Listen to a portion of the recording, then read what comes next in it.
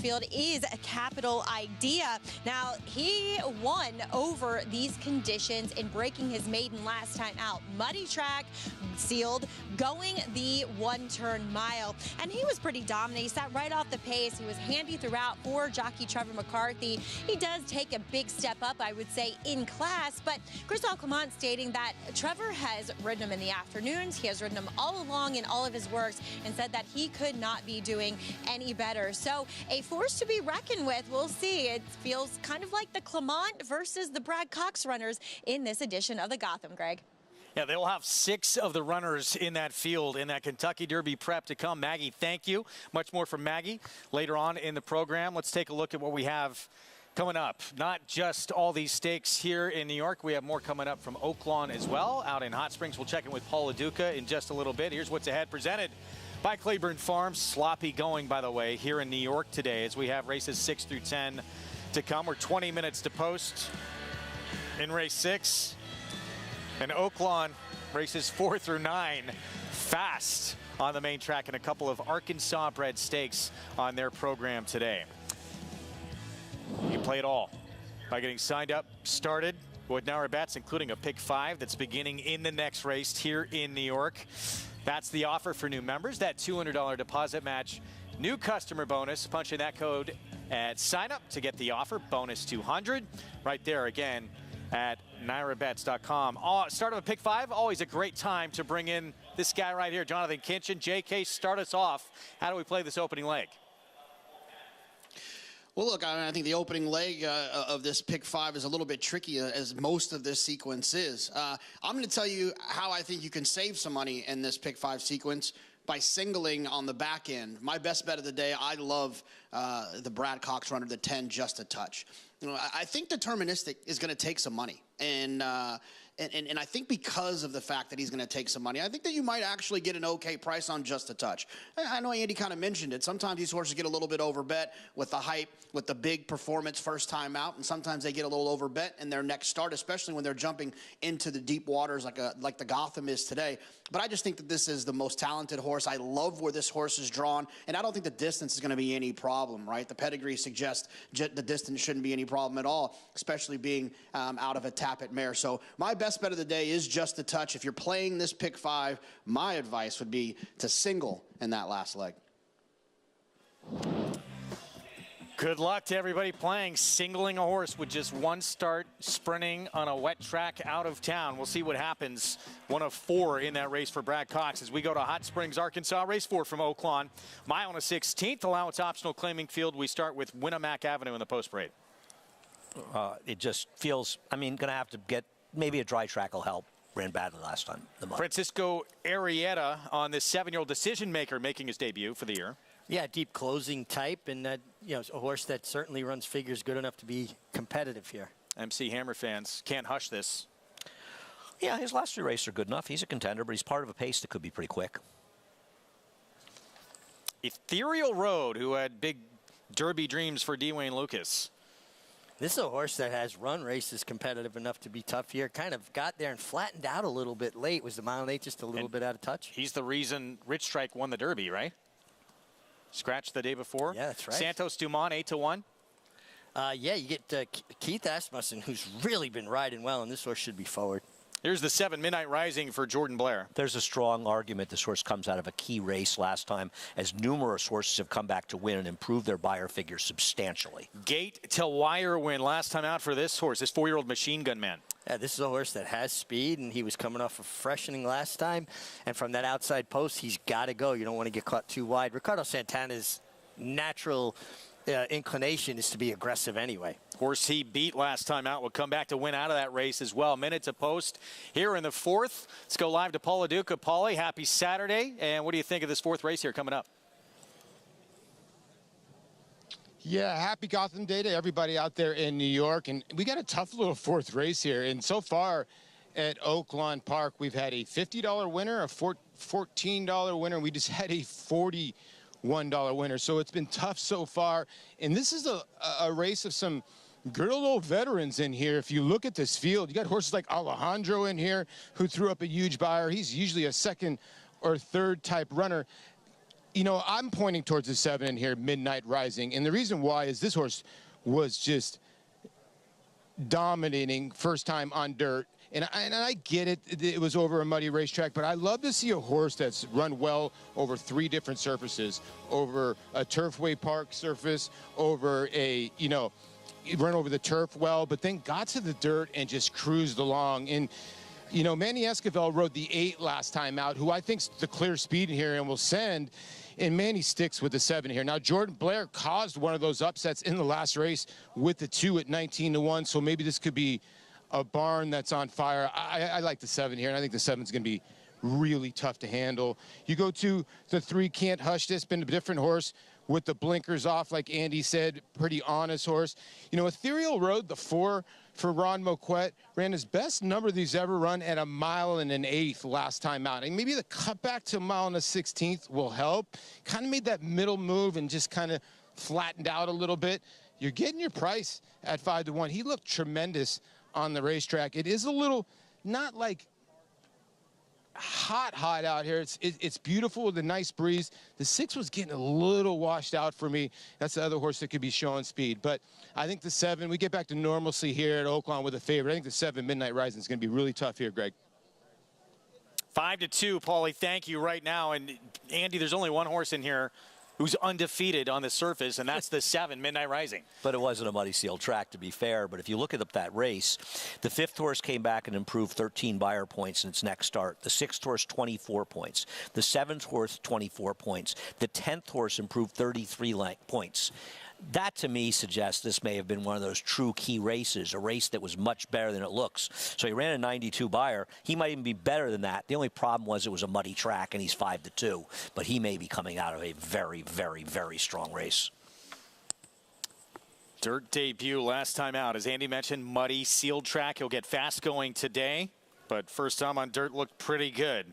Manny Esquivel, the return call. Matt Dinnerman with the call. Here's the 4th from Oaklawn. Machine Gun Man. We're ready to go. And Leroff, great break from Machine Gun Man, who rockets out of there from the far outside post, gets the lead. Midnight Rising asked to track from the 2nd spot, passed by Can't Hush This, who takes the 2nd position, but Machine Gun Man is clear. Machine Gun Man into the turn, 1.5 lengths in front. Can't Hush This 2nd with Midnight Rising, and then Winamac Avenue trying to get off the rail now is in the 4th position, racing with Santos Dumont. Another 3.5 to Ethereal Road, Decision Makers 2nd to last, and Alejandro is at the back of the pack, but he's got no pace to chase. 24 1/5 seconds. The first quarter mile set by Machine Gun Man and Ricardo Santana Jr. Machine Gun Man a 1/2 length in front. Midnight Rising a little bit keen to get after that pace setter. Isn't up to apply the pressure down the backstretch. Winamac Avenue, he's now between horses. Can't Hush This down at the rail. And a 3 deep Santos Dumont right there with that group. Another 2, Ethereal Road. Between horses, nickeled along just a little bit. Alejandro passing Decision Maker, who drops to the back of the pack. The half, 48 4/5 seconds. They pick up the tempo into the forward turn. Machine Gun Man in front of 1/2 length. Midnight Rising has not been asked for his best yet. 2nd. Can't Hush This, shake it up between horses. Winamac Avenue being asked for more. Santos Dumont looms large. He's going well under Keith Asmussen at the quarter pole. They come off the corner here, and now Machine Gun Man has lost the lead to Midnight Rising, who kicks on. Midnight Rising opens up 1.5 lengths. Machine Gun Man couldn't keep up. Santos Dumont is asked for his best, but he starts to struggle. Outside Ethereal Road, Alejandro's coming late. Midnight Rising getting tired now. He's in front by 2 and finishing strong, and he's going to get it. Midnight Rising, Manny Esquivel, Jordan Blair, back-to-back wins for them. Ethereal Road was 2nd, 3rd home Santos Dumont. Blanket photo for 4th. Alejandro was in it, so was Winamac Avenue, and Can't Hush This. Still undefeated on dirt. Now 2 for 2. Midnight Rising handles the fast track just fine. Manny Esquivel for Jordan Blair. I mean, Richie and I were talking to the race. A lot of times when you have to hold a horse and restrain him like that, and Richie understands better than I do, they kind of sulk when they ask him to kick. He was so much the best. Yeah, I mean, Manny Esquivel had a big hold of this horse, but when he put his hands down, finally coming to the quarter pole, he responded nicely. Now he's 2 for 2 on dirt, once on a wet track, now on a fast track, and Maybe this is what he was just looking for all along, you know, spending the early part of his career between synthetic and turf, but a dirt horse. Yeah, and I'll tell you something. People should look for horses to come out of that race he comes out of, because horses are running out of that race. Wins as a 2-to-1 favorite. We'll have those prices to come. Start of the late pick 5, and a good one coming up next on Gotham Day at Aqueduct, and that New York bred right there, the horse to beat, but some big question marks with how he's going to handle this sloppy track today. More on that when we return on America's Day at the Races on our FS2 coverage.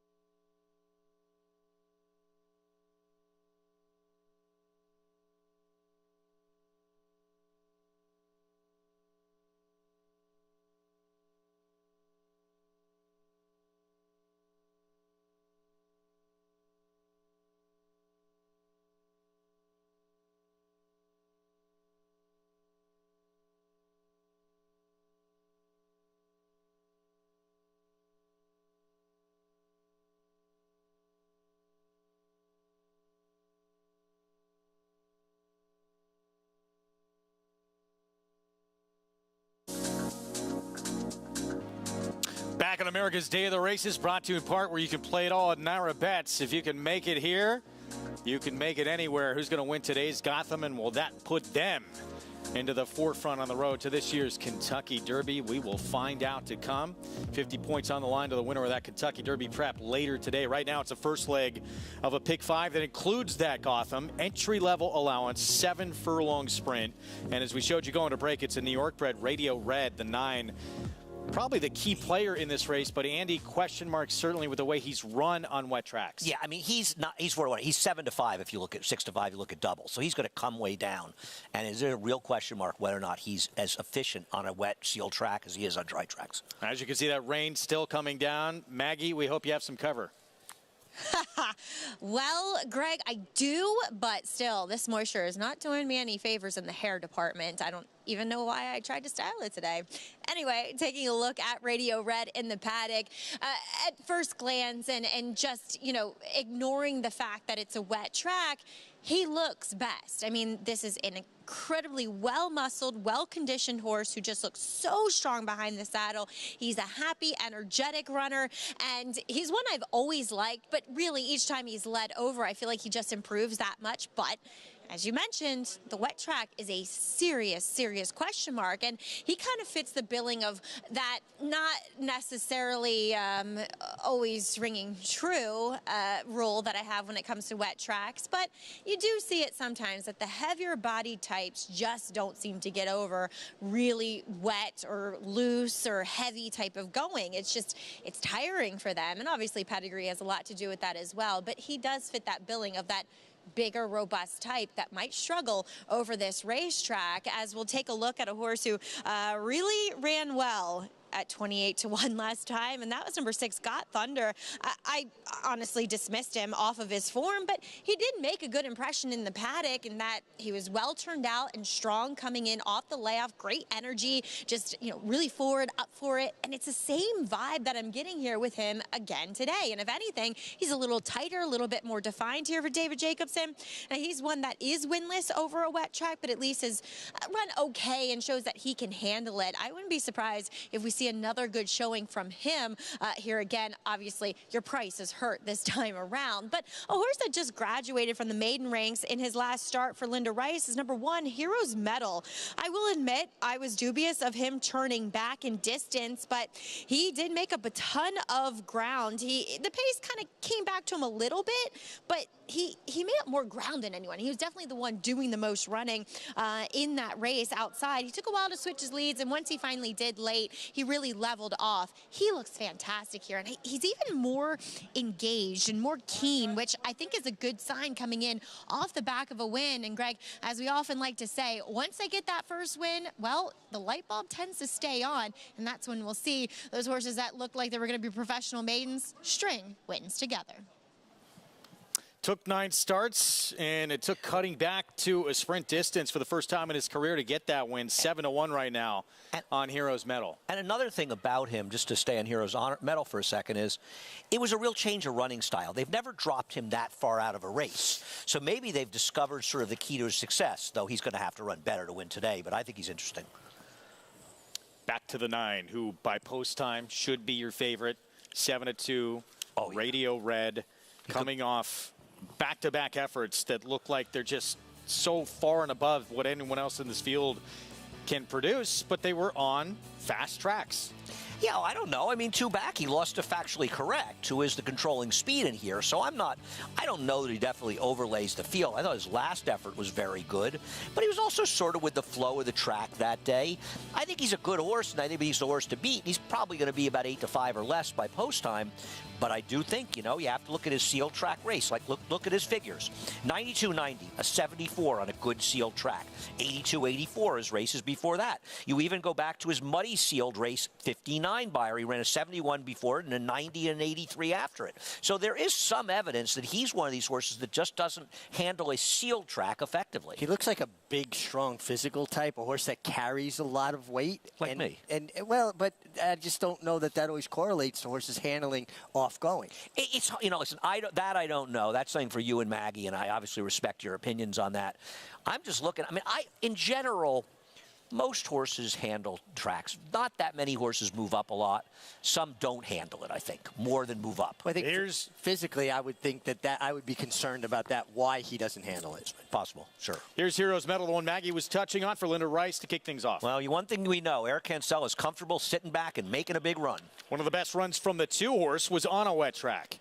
Looks good. Yeah. His best effort, I think, was on a wet track, and he's a horse that's going to be lurking from just off the pace. Factually Correct. He's quick, and yet 2 back beat Radio Red. He's going to the front, and if somebody wants to run with him, they're going to have to go fast. He can wire the field. Got Thunder, another one Maggie touched on, ran a big effort last start in his 5-year-old debut. Yeah, finished in front of Factually Correct last time. Looked like he was going to get there, and then he kind of hung just a touch. That's what it looked like to me. And he got a little unlucky. Dad's good runner just missed against Newport Bridge last start. Yeah, there's a reason he's 32-1, and he's an underlay at that. 5-year-old debut. Barnes switched to Bruce Levine Aztec. A horse that's run consistently good races, and he's never run 7 furlongs. Might be a good distance for him. I took a shot with him first time, Bruce Levine. Here's Radio Red, the New York bred for Danny Gargan. And the money's pouring in. As you can see, he's now 2-1 in here. And if he handles the track, he's going to be tough to beat. But that's the big question mark. Mr. JT is actually a 4-time winner on a wet track. Yeah, he's moving up from a lower level claiming race. He would have to improve a lot off the claim. And outside, Skylander comes out of the grade 3 toboggan against a horse we're going to see later today, Super Chow. Yeah, just overmatched in the Gotham. Comes back to earth, and he's well placed outside. Pick 5 pool again. Starts here, includes the Gotham on the road to the Derby, includes the Busher on the road to the Kentucky Oaks. You could get free Equibase Patch performances for all of today's action. Stats on the trainers, jockeys, horses. Go to NYRA.com/TV schedule and get your free PPs. Minute to post. here in the 6th. Radio Red, 2-1 favorite as we go to Jonathan. Yeah, Wolfie, I'm really interested. I think this is a tough race, but I think if I'm going to nail one down here, I'm going to pick the 6, Got Thunder. Now, I thought that last performance was pretty good.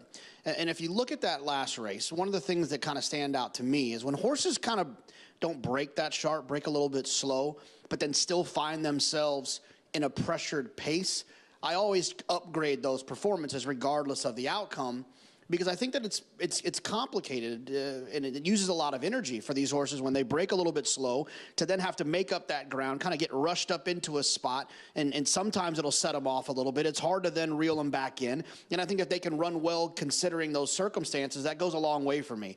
And the other thing is that you're going to get a kind of a second off of a break performance. This horse didn't start since November prior to that race at the beginning of February. Now kind of has that second race off of a break. I think the 6, Got Thunder, is going to run extremely well here today.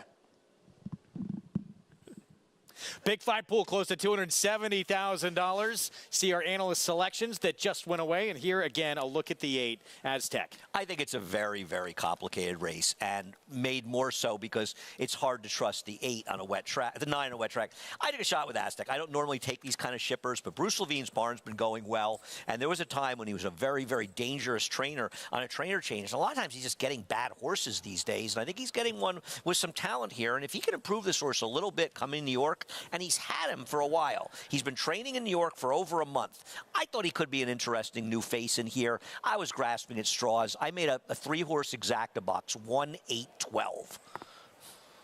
Meanwhile, Mig, you're going to go to the 5 in here, factually correct. We know his game. It is speed, and when he was at his best showing that speed, he beat Radio Red. Yeah, I just thought he gets loose here and gets very comfortable. Ruben Silvera, Rudy Rodriguez are turning out to be a good combination.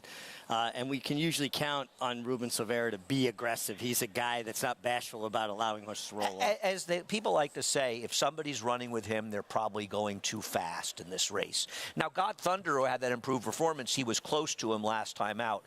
But I agree. I mean, if you're Ruben on this horse, there's one way to try to win this race, and that's just to go and hope you can bottom the field out. He's got to get 7. I don't think this track is necessarily conducive to horses with that running style this week and even today with the rain. Do you think that you're better off staying a bit off the inside today? Probably, though, you know, look at the 4th race. The Duck Fat came up the rail, right up the rail and finished 2nd. So it's deceptive because you have a situation where so many riders are staying away from the rail. It's hard to really know if the rail's bad because almost nobody's on it. And you've got to have your strength of your convictions to say, you know what, I don't think it's bad. I'm going in there. Because otherwise, you look like an idiot. There's Radio Red stepping in. Dylan Davis for Danny Gargan, looking to win back-to-back starts, but he's out to prove as well that he can handle a wet track. We start the pick 5 here in the 6th. From Aqueduct, let's go to Chris Griffin for the call.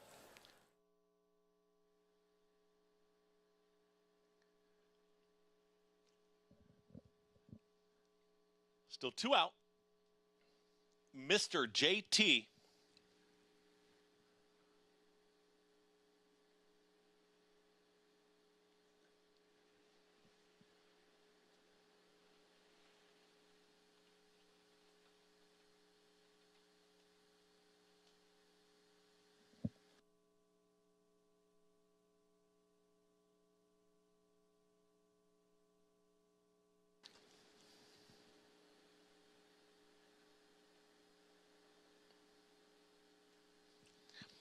Skylander goes in, all set.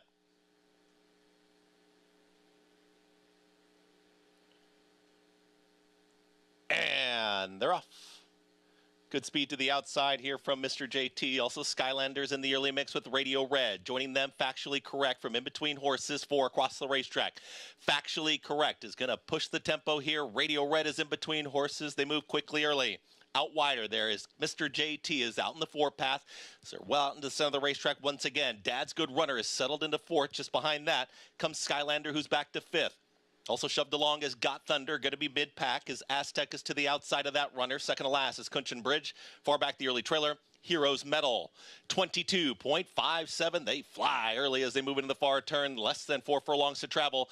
Factually Correct has got the lead. Here's Radio Red stalking the pace setter within a neck of the leader. Mr. JT is still wide. Down towards the inside. Here comes Dads. Good runner has got some run. The big number is down at the inside, is catching leaders quickly. Down there is Skylander losing some ground. Also making up late ground. Kunshin Bridge from far out of it. It's Factually Correct at the top of the stretch. 45-4 for the half-mile time. Here is Radio Red, who now takes the front. It's Radio Red and Factually Correct. They have still not been caught, and Factually Correct is now back in front by a full length. Factually Correct finding plenty more. It's Factually Correct. Radio Red still trying to push on by. Late run down to the inside, Kunshin Bridge. Factually Correct. Radio Red, Factually Correct, Radio Red, Factually Correct, Ruben Silvera, big win there. Radio Red second, then Kunshin Bridge from far, far out of it, Heroes Medal for fourth. Then 1 minute 23 and 4. Well, the rematch of these two, and Factually Correct does it again to Radio Red. He's quite the nemesis for Radio Red, isn't he? I mean, Radio Red's been would be undefeated in his last 3 starts if it wasn't for Factually Correct, Richie. Factually Correct was, hustled to the lead, and he was under a ride from about the 3.5 furlong pole out, where it looked like Radio Red was going better of the two, but Factually Correct just kept finding, and Ruben Silvera is such a strong finisher.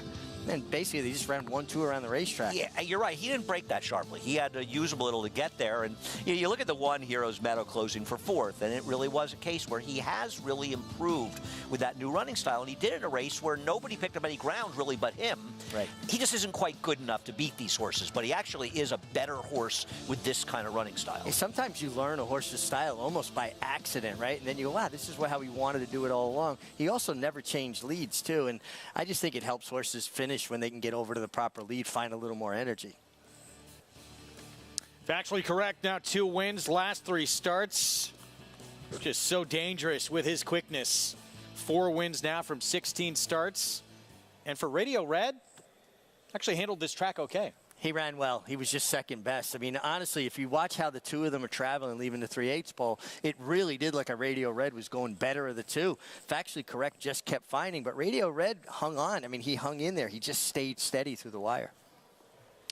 Prices when we come back from a break. We'll get onto the road to the Kentucky Oaks for 3-year-old fillies when we come back. And Jody's Pride, could she be the best 3-year-old filly in the land? She's a neck away from perfection, barely beat to just FYI in the Breeders' Cup Juvenile Fillies. That was her first loss. She makes her 3-year-old debut in the Busher when we come back. Spun to Run. His brilliant speed figures were among the fastest of any 3-year-old at a mile or more, and he hails from the legendary Danzig sire line. Now, this multiple graded stakes winner, millionaire, and Breeders' Cup champion is passing his remarkable talent along to his progeny. 95, 5, 200, 200 down, 2, in the back, Patrick, 200,000, thank you. Spun to Run, standing at Gainesway. Experience the adrenaline-pumping, suspense-filled action of the Sport of Kings no matter where you are with NYRA Bets. It's fast, easy, and secure. Download the app today and start winning with our lucrative weekly promotions, thrilling handicapping contests, and a one-of-a-kind VIP rewards program. Don't just watch horse racing, be a part of the action with NYRA Bets.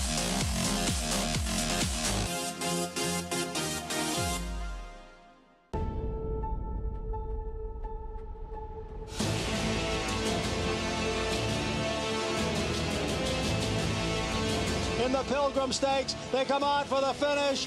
Annapolis by a head. It is Annapolis in front. It is Annapolis to win the Coolmore Turf Mile.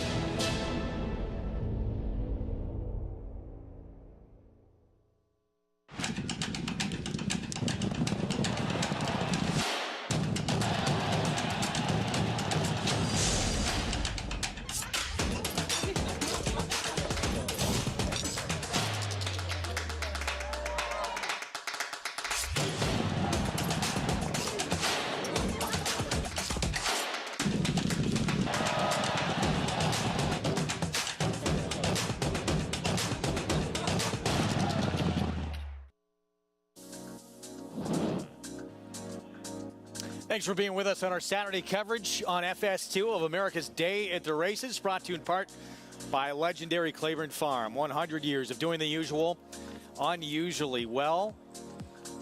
Start of the late pick 5, race 6 here at Aqueduct on the sloppy going. And it came down to a rematch of two horses that were 1-2 back on December 7th. Same outcome today. 1-2 again, factually correct, aggressively handled. He purposely, Ruben Silveira, stayed well removed from the inner rail, but Radio Red had every opportunity. He was lapped right outside of him, just second best, but he did give an effort. Yeah, I wonder a little bit, I think sometimes, and, you talk about kickback more than I do. And, listen, people have different ways to look at races, but I think one of the things about horses that may not handle wet tracks, they don't like the kickback on a wet track. And being second in the clear with nobody really kicking dirt in his face probably got him more comfortable. Horses then get in a better rhythm, and their stride is smoother instead of them climbing and jumping from the kickback. Actually, I had a great idea about this. I'm going to pitch in the next meeting. We're going to have Andy in a corner, and we're going to hurl mud at him, see how he likes that kickback. I had the courage to go into dunking booth, and you dunked me. I give you credit. LaDuca, everybody dunked me. I did it for the PDJF. I didn't see you guys do anything. I'm much tougher than you are. You are. Busher on the road to this year's Kentucky Oaks. 3-year-old fillies, 1-turn mile, and Jody's Pride. You brought this point up the other day, Andy. They were trying to get this filly on the turf. Both races washed off. She won both those starts, and as a result, she wound up in the Breeders' Cup Juvenile Fillies. You could argue the connections, the owner and the trainer, Jorge Abreu, they were the most fortunate people that we had so much rain in Saratoga last summer because they couldn't get this horse on the turf in Saratoga. Her dam was a very good turf horse, so it's understandable why they would want to do it, but it's worked out. And unfortunately, we didn't get to see Just FYI. She was scratched late with a fever from today's race at Gulfstream Park.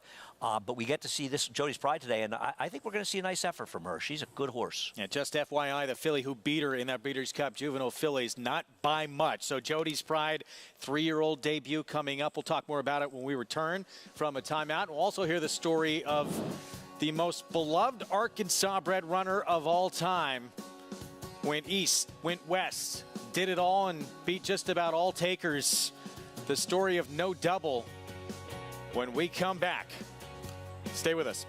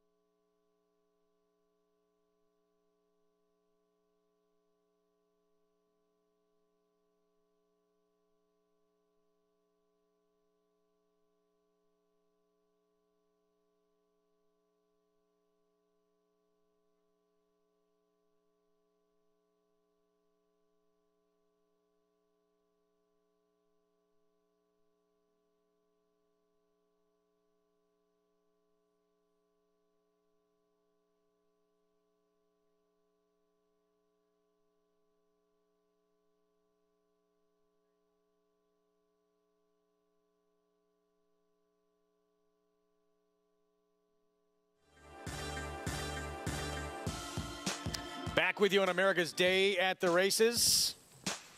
And some serious hardware right there earned by the horse we're about to tell you about, who traveled all across this country Made some amazing things happen. His Arkansas Derby win, it was over 50 years ago, but still to this day, No Double is the pride of Arkansas. In addition to winning Oaklawn's premier Derby prep, he'd go on to conquer competition both east and west, including the Big Cap at Santa Anita and the Met Mile in record time here in New York, earning the nickname along the way as the 100 Grand Specialist. This is the Arkansas Derby that was won in '68. That's my mother right here, my father. My dad was Gene Goff. He was basically in the oil business.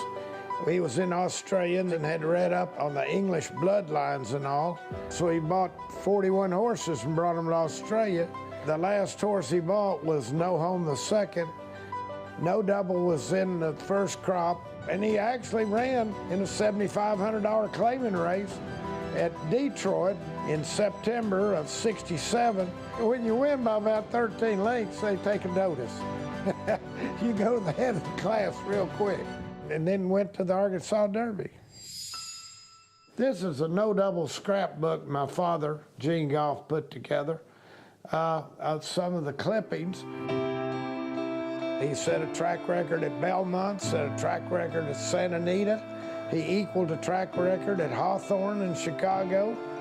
The biggest race, I think the most exciting, was probably in Detroit. Won the Michigan Mile. He beat Damascus, Horse of the Year, and was fifth or second off track record in that race. He became known as the 100 Grand Specialist or the Arkansas Traveler. This is very interesting here. This is a map that Pebb, the great artist, drew. This is called the Arkansas Traveler. It's No Double scale. His average weight was 127 pounds. He won $846,749. The Goff of Arkansas, named after Goff. A lot of memories, a lot of memories. Oaklawn, they've named a barn after him, but the greatest memory is in the lobby of the Oaklawn Hotel, the trophies. It's really something to see. No Double is the biggest Arkansas bred. He was twice Older Horse of the Year. In 1981, he was the leading sire in the world with 16 stakes horses, the most that anybody had, and the most progeny earnings, $2.6 million that any stallion had had. He bred some good horses and all, and he's not in the Hall of Fame. He's an Arkansas bred.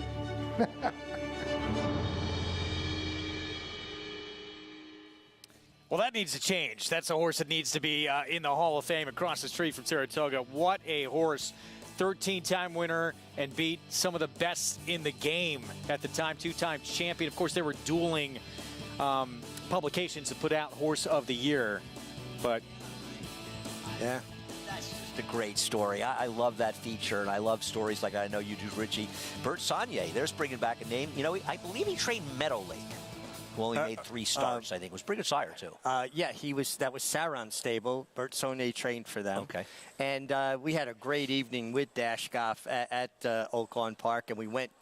He took me to the trophy case, and we had quite a conversation about all of those races. And you think about what that horse did, traveling coast to coast, track records in California, in New York. Met Mile, was runner-up to Arts and Letters in '69, when Arts and Letters carried 108 pounds before he went on to win the Belmont Stakes. Beat Damascus. He really is a horse that's probably times forgotten a little bit, and the Hall of Fame Historical Committee should take a long, hard look at him. I'll be honest, I really didn't know anything about him.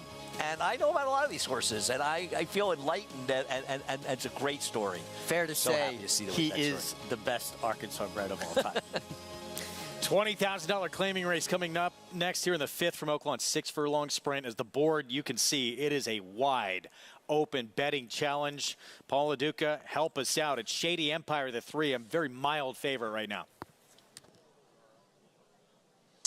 Yeah, and I think that Shady Empire is the horse to beat. That's who I actually am going to select in here. We'll make it real quick because I know they're going to the gate. I just think this horse is going to get loose on the front end. I think there is other pace in this race, but I don't think it's the same pace that Shady Empire. The 2, Colt Fiction, is a horse that, you know, are the seconds kind of piling up a little bit. Should be right there. I'll throw one long shot out there. The 6, Shack's Way, should not be 20-1. This horse got some numbers to go to, and you get the bug boy Joey Belmore at 20-1. So back to you, Greg. I'm looking for the 3 to go gate to wire. 7-2 favorite. Paulie, thanks. Shady Empire for Robertino Diodoro. He has Harry Hernandez aboard. And, yes, certainly this 7-year-old, he is quick. Speed's always a good thing to have. Matt Dinnerman with the call. Here's the 5th from Oaklawn. Tiger Dad. Tiger Dad goes in. Shack's Way and Alpine Thunder to the outside. Alpine Thunder drawing in from the also eligible list for trainer Robertino Diodoro. Alpine Thunder went in, then backed away.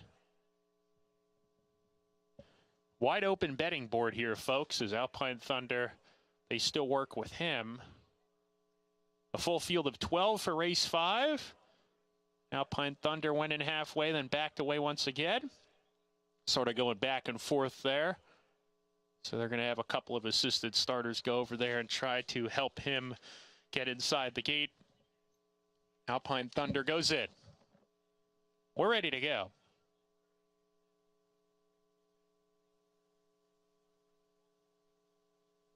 And they're off. Shady Empire gets the first call of the race, sent along for speed. He's got the lead now. Latin Casino takes the second position with Mac Daddy 2 and Shack's Way. Those 3 across the track, right off Shady Empire, who leads the way. Alpine Thunder is next with Creme de la Chrome there together, just about 2 lengths off the pace. Another length and a half to Tiger Dad and Love to Win. Another 2 to Deflator and Summer in Malibu. The last pair, Circleback Jack and Colt Fiction, they trail together into the forward turn. They dash. Shady Empire, the leader, 21 4/5 seconds that first quarter mile, moving right along here, leads by a neck. Mac Daddy 2 is hounding him from the outside, and these 2 pull 3 lengths clear. Alpine Thunder, Creme de la Chrome, and Shack's Way stretched across the track, a joint third. Latin Casino is gived way, and then comes Tiger Dad, who's trying to get into the race as they come to the top of the lane. Mac Daddy 2 off the turn. Shady Empire back in second, attempts to re-rally. Creme de la Chrome on the grandstand side. It is Mac Daddy 2 with the head lead. Shady Empire trying hard, but he can't keep up. Mac Daddy 2 in front. Here's Alpine Thunder on the outside, storming home late. Mac Daddy 2 is going to hold off him. Mac Daddy 2 wins it. Alpine Thunder was second, Photo for third, maybe Shady Empire over Shack's Way, but it got tight for that show spot. Mac Daddy 2, Norm Cassidy, he was the hottest barn in the country early on at this meet last year. It's been a bit of a struggle for him this year. Maybe this will get him going. Yeah, you know, he's got a little bit of an every other pattern recently, right? He had the good fig, the bad fig, the good fig. Then he caught a sloppy track last time. Today he got it done, just holding off the AE. It's always especially tough if you get beaten by the AE that gets in, you know? Yeah, horse that get in to beat me? Gets lucky enough to get in and then runs you like down. for strike. This horse wants to keep going. Man, Mac Daddy 2 didn't want to pull up. He was still full of air on the backstretch. He was half running off with Ricardo Santana. There she is, runner-up in the Breeders' Cup Juvenile Fillies by just a neck. Her first defeat, Jody's Pride. That was to Just FYI, and now her 3-year-old return coming back. Yeah, I mean, she was good last year, and I think this was an effort that might even be a little better than it looks, because I don't think the pace was pretty strong in there, and I know Just FYI was on it, but Just FYI was pretty good. And the other horses that were effective late were coming from well behind.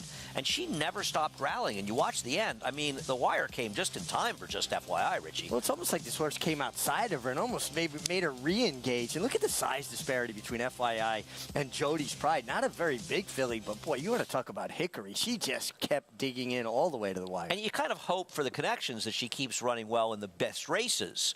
But you do wonder sort of a little bit if they're thinking, well, if she doesn't progress and she's not able to beat the big ones in the big races, they're going to try her on the turf at some point with her pedigree and where they wanted to go. But for now, you got to be thinking Kentucky Oaks, and there are points for Kentucky Oaks for this race, and I'm sure they'd love that. I'm sure Jorge Abreu especially would love to get back there as he won this race with Vente Valentine a few years ago. Busher Invitational on the road to the Oaks. There's Jody's Pride. Maggie, how's she look? Yeah, she looks great. She's one of those 2-year-olds that I really liked a lot last year. But as you guys were mentioning, she is maybe bred more to be a turf horse. So it feels like Jorge Abreu and his team wanted to dodge just FYI and shipped her all the way up here. At the end of the day, just FYI, she scratched. So they're going to try over this sloppy track. But given the turf pedigree, I'm not too concerned about it, to be honest. It feels like there is a decent enough seal on it, although the rain continues to fall here. She looks so ready. It does not look as though she's been off since November. She's about as fit as you could possibly ask a horse to be. Now, she hasn't necessarily lengthened that much in her frame. She's kind of filled out a bit, but she hasn't gotten longer. So the mile, I think, fits her. And if she didn't have the mile in the 16th race in the Breeders' Cup, I'd be questioning it a little bit. But I think this is the right spot for her to get things going here. We'll see how far she ultimately wants to go and what surface she ultimately decides her career belongs on. Let's take a look at some others, though. Jin Jin coming in off of the Busanda win here. She's one that's turning back to a one-turn for the first time in a long time since she broke her maiden at the 7/8 at Churchill Downs. Looking at her, I'm surprised she has been able to get those distances. She's built so much more like a sprinting type, but there's a lot of her. So there's a lot of strength. There's a lot of muscle mass and conditioning. She looks fantastic. That's the first time I'm seeing her. I was not here for the Busanda, but I really like this distance for her. And it feels like there are several horses that could go in here that have early speed, and she might be the one that sits the right kind of trip. As well, check in with a maiden. I don't know what to make of Sicilian Princess, but I will say that she is a half-2 Greatest Stakes winner going long on the dirt, Dream Lith, and she's a daughter of Justify, and we've seen what his progeny can do. Now, as far as a surface switch, it bodes well. She does have a little bit of a turf look, I'm not gonna lie, but what I like most is A, the debut, and 2, looking at her physically, it all adds up to her wanting more ground. She's very long, very lanky. She does need to strengthen up a little bit across that top line and behind the saddle, but I do think the stretch out to this one-turn mile is gonna help her. Greg? Maggie, thanks. See that rain still coming down as we get set for this Busher on the road to the Oaks, and a leg up to Ramon Vasquez, who'll ride Sicilian Princess, a maiden in this spot. And Ramon Vasquez and his agent announced they'll be riding in New York, I guess, maybe after Oaklawn or after Santa Anita or whatever, but they're coming to New York, and he's riding well. Listen, she's a big horse. I can see why she probably wants more distance, Sicilian Princess. We'll see. I mean, Jody's Pride, she's the big dog in here, and she is the deserving favorite. She was very good last year, and she's forwardly placed. She drew well towards the outside. We'll see if Jin Jin can be effective in here. Cutting back in distance may help her a little bit. I'm interested a little in Carmelina on the outside. I just respect Butch Reed so much, and she's never lost a dirt race except when she was on a dead rail at Saratoga, so she's undefeated in other circumstances, 4 for 4. I thought she was a little interesting. I even think Regulatory Risk is a little interesting, but I just hate the draw on the rail. Yeah, going a mile. If it was a 2-turn race, the inside's not a bad place to be. It's not even that I mind being inside as much. Also, she's so under the gun, you know, because she's a forward horse. If she drew outside, like the 7 or even the 6, it gives her more options. Here she is. We'll see Chad Brown, 3-year-old filly, making her debut this year with Manny Franco. I think she has a chance to step forward and show she can run with these. I'm afraid she'll get the wrong trip here. Brad Cox barn, Jin Jin. She won the Busanda here in New York. A nice effort in the Busanda. It looked to me like when she hit the front in the Busanda, she just completely idled. I think there was a little bit more in the tank. Here's the maiden, the daughter of Justify. Yeah, I mean, she's coming back just a couple of weeks after that maiden race. Maybe they feel more distance will help her. Quite possibly the speed of the field, Princess Mayfair.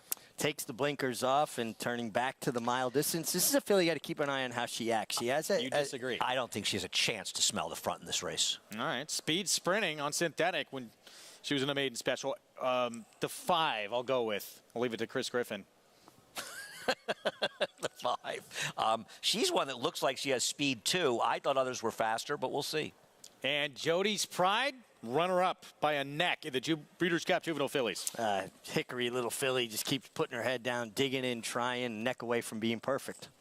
And outside, we saw most recently on the Derby Trail, Butch Reed making an impact. I just always pay extra attention when he ships here, and drew well on the outside. I wanted to give her a little shot. I just didn't want to take the favorite at 4-5. Not a knock on her, but I thought this horse might be a little bit interesting and get the right outside stalking trip. Yep. Speed outside. Michael Sanchez. Let's go back to Maggie. With trainer Jorge Abreu sending out Jody's Pride for her 3-year-old debut. And hindsight, always 2020. It's just FYI, scratching today into the Javona Dale. You get a wet track here. First of all, Jorge, how do you think she'll handle it? Well, I have a little concern because she's never been in a wet track before, but I don't think it's going to be a big deal. I think she's going to be able to handle it. So. Seems to be a lot of pace on here. In fact, Timeform US has her as the fastest early. Where do you personally see her, though, with Jose Lezcano aboard? I would like to see her sitting either third or fourth for early place, obviously, because they're not, the track is pretty wet. And there has horses that have been coming from behind, but she got some early speed. She knows that need to be on the lead. I think she could sit third, fourth.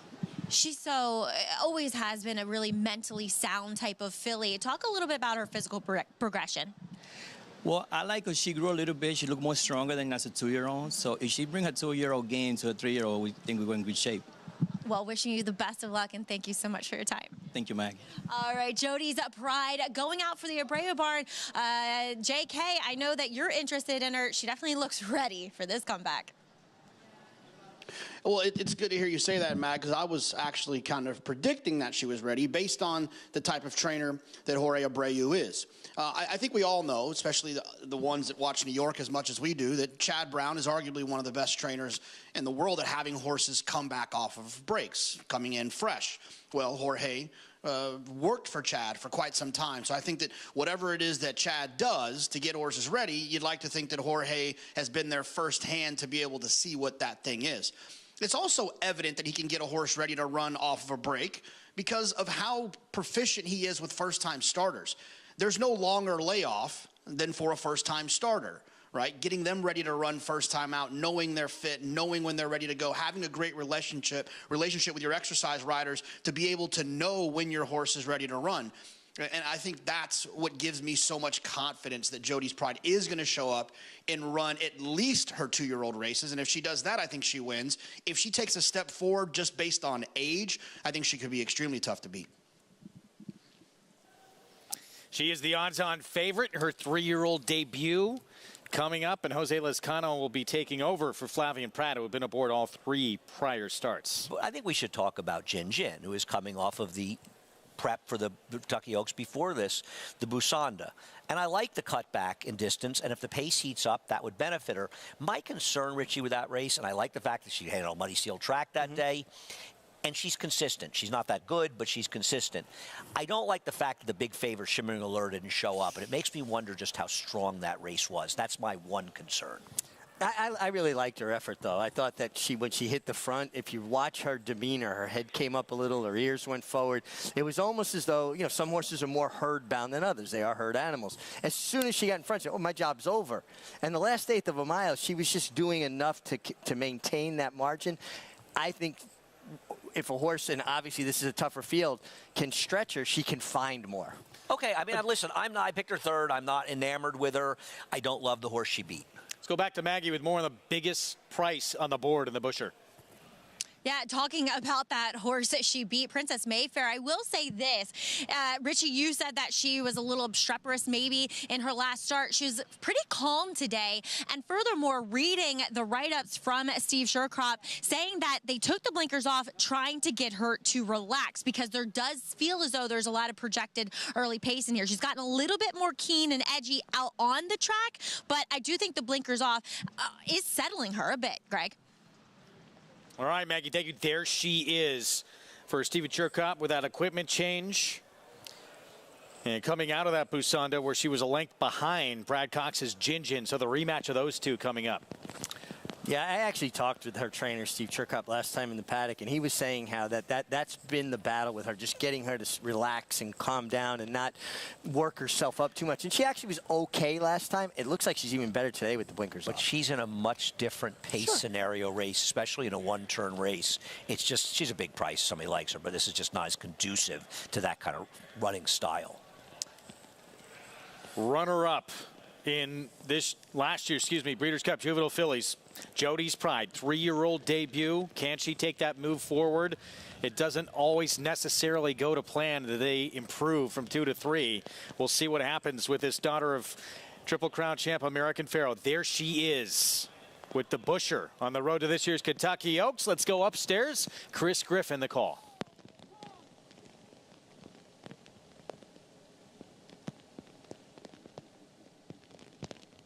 Carmelina steps forward. All set for the Busher.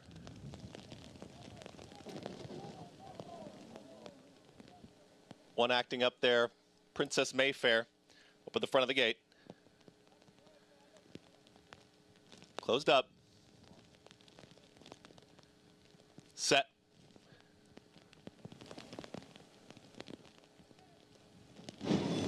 And they're off. Good break from the far outside. Carmelina in the early mix. There's Aoife's Magic as well. In between horses, some speed from Princess Mayfair. At the rail, that's going to be Regulatory Risk. It's Carmelina who's got the front. Carmelina will bring him out of the chute, is quickly up by a length and a half. Towards the outside there is Princess Mayfair. At the rail there is Regulatory Risk. Center of the racetrack now progressing forward. That's Jody's Pride, who's well settled, is now a challenging third. In behind them is Sicilian Princess towards the back end of the field. Jin Jin is at the back second to last with the trailer. Aoife's Magic, 23-3 for the opening quarter mile. They're chasing Carmelina. Carmelina's got the lead, is up by 3/4 of a length. Here comes Jody's Pride. The 4 to 5 favorite is within range as they move towards that far turn. At the rail, that's Regulatory Risk, and under a drive, that's Princess Mayfair, who's back there in fourth. Also trying to make up ground, Sicilian Princess. Jin Jin, Aoife's Magic is 6 lengths off the lead. The lead is Carmelina. It's Carmelina who's up by a half length, 46-4 for the half-mile time. Jody's Pride with every shot to run Carmelina down as they get set to reach the top of the stretch. Aoife's Magic is making up some ground to the inside there with Jin Jin, Regulatory Risk. Carmelina's got the lead at the top of the stretch. It's Carmelina who's up by a neck. Jody's Pride is trying to push on by Carmelina. Aoife's Magic is running into third, and Jody's Pride is now letting it out, and Jody's Pride is kicking away. Carmelina is coming right back to her inside and not done yet. Jody's Pride, Carmelina inside the final 16th. Jody's Pride is up by a full length. It's Jody's Pride to win the Busher. Jody's Pride wins it. Carmelina, Jin Jin, and Aoife's Magic in 1 minute 38.49 seconds. Successful 3-year-old return to the races for the runner-up in last year's Breeders' Cup Juvenile Fillies. Jody's Pride had to work for it a little bit, but she starts off her 3-year-old campaign the right way.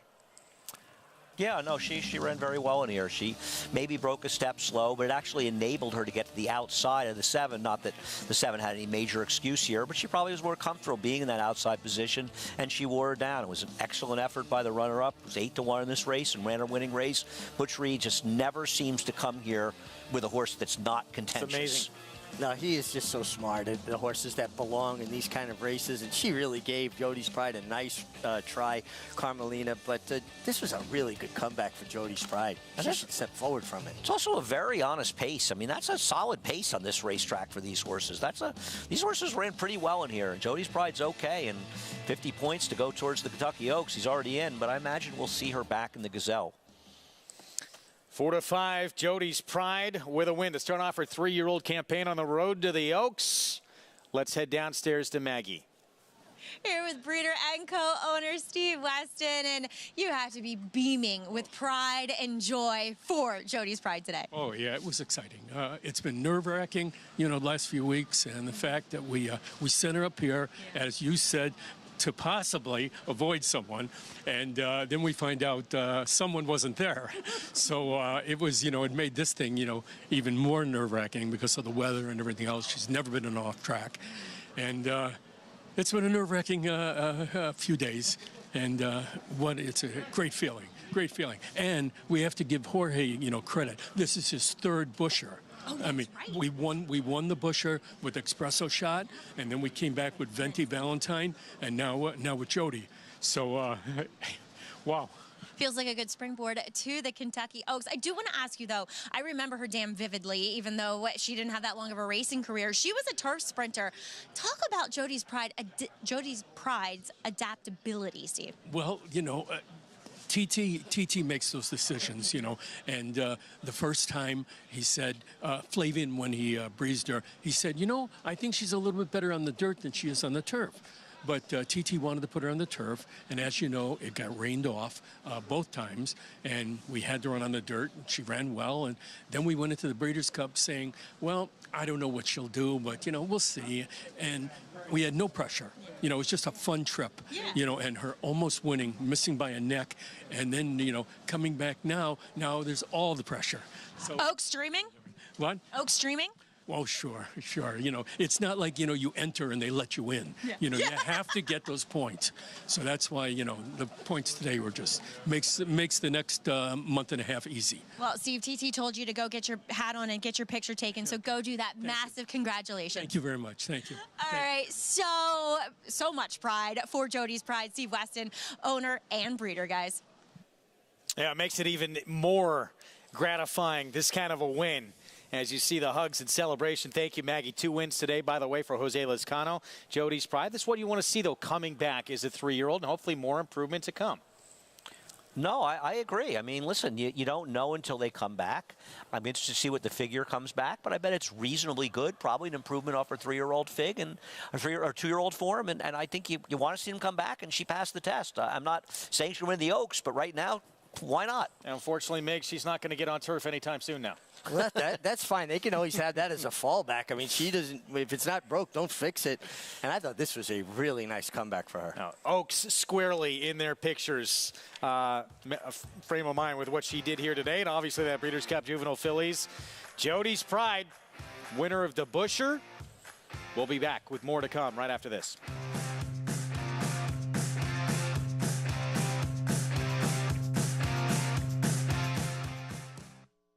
Good Magic is off to a meteoric start at stud, having sired 2 Eclipse Award finalists in first crop Kentucky Derby champion Mage and second crop Grade 1 winning 2-year-old Muth. With just 2 crops to race, Good Magic ranked 21st on the general sire list with nearly $10 million in progeny earnings. Mage's graded stakes winning full brother Dornoch is one of the leading contenders for this year's Kentucky Derby.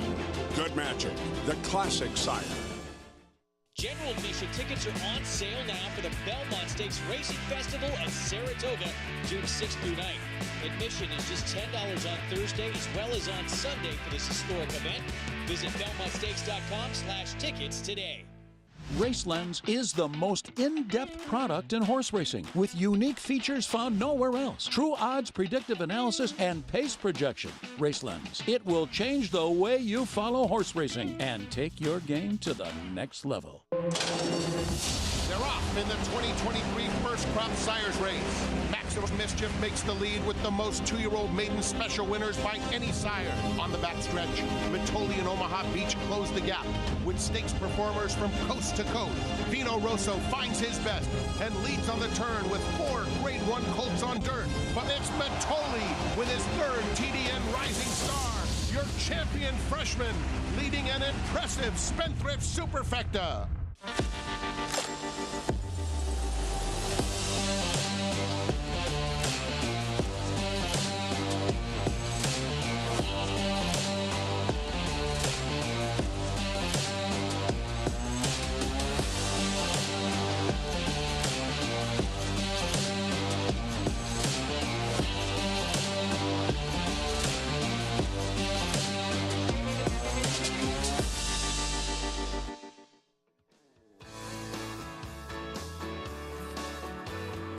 Back on America's Day of the Races on our FS2 coverage. Big one to come on the road to the Derby, but this was a big one as well on the road to the Kentucky Oaks. And Jody's Pride passes her test in her 3-year-old return to the races.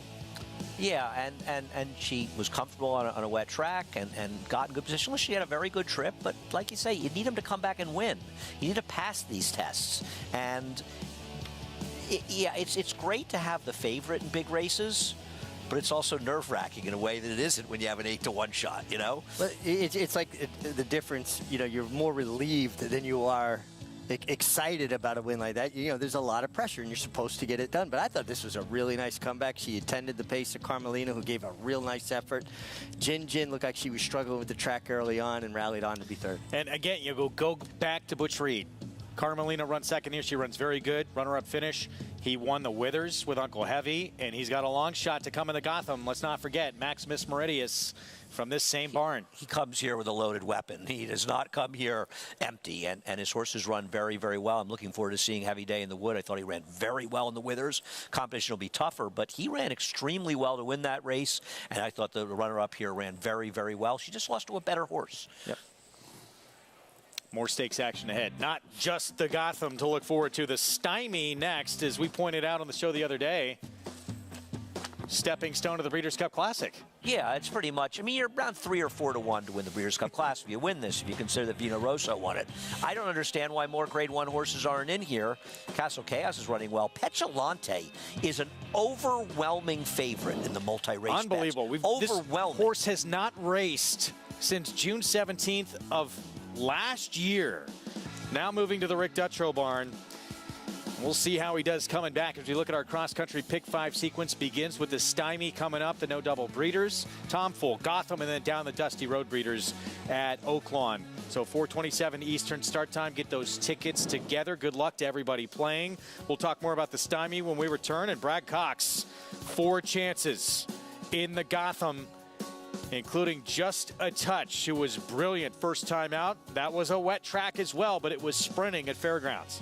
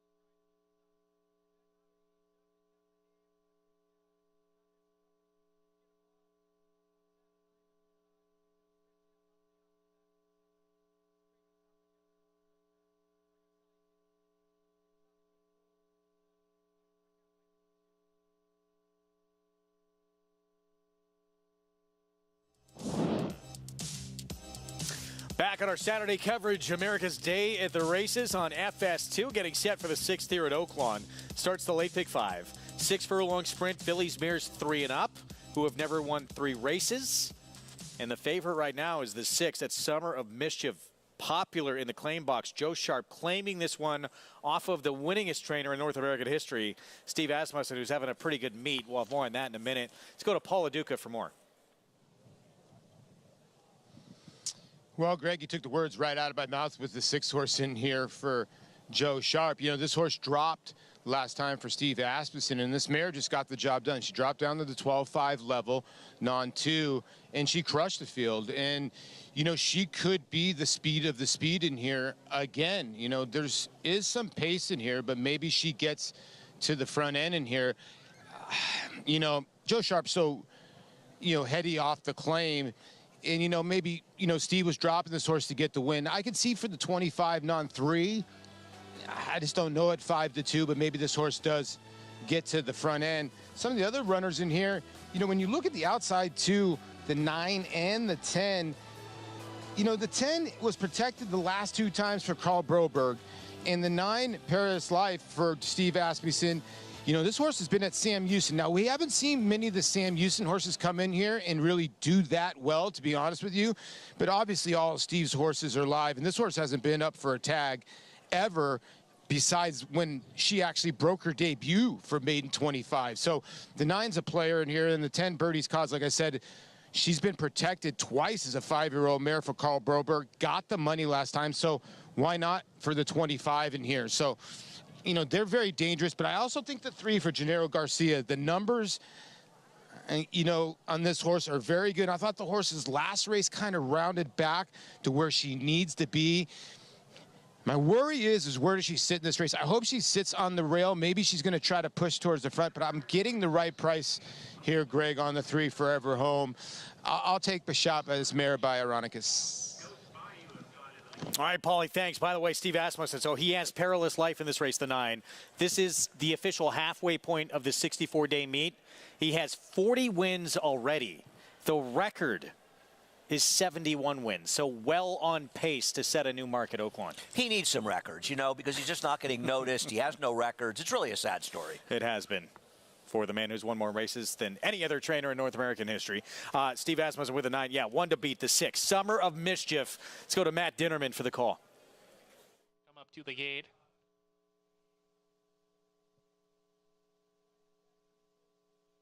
We're ready to go. And we're off.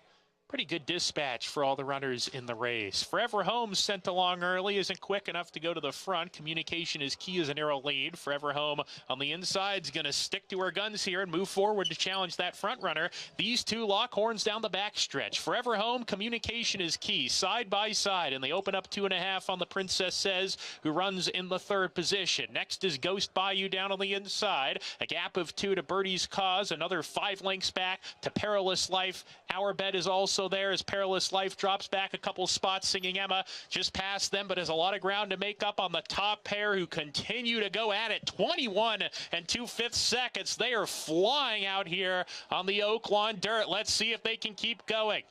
On the outside, here's Summer of Mischief making a run to the front now, and Summer of Mischief went from 3rd to 1st now, and they come down the lane here, and Summer of Mischief has taken control. Forever Home couldn't keep up. Now Birdie's Cause has gotten the right setup, and here she comes charging. She looks like a winner at this point if she can get by Summer of Mischief. Birdie's Cause corrals Summer of Mischief, and Birdie's Cause and the big white blaze going on to score. Birdie's Cause. Summer of Mischief was 2nd.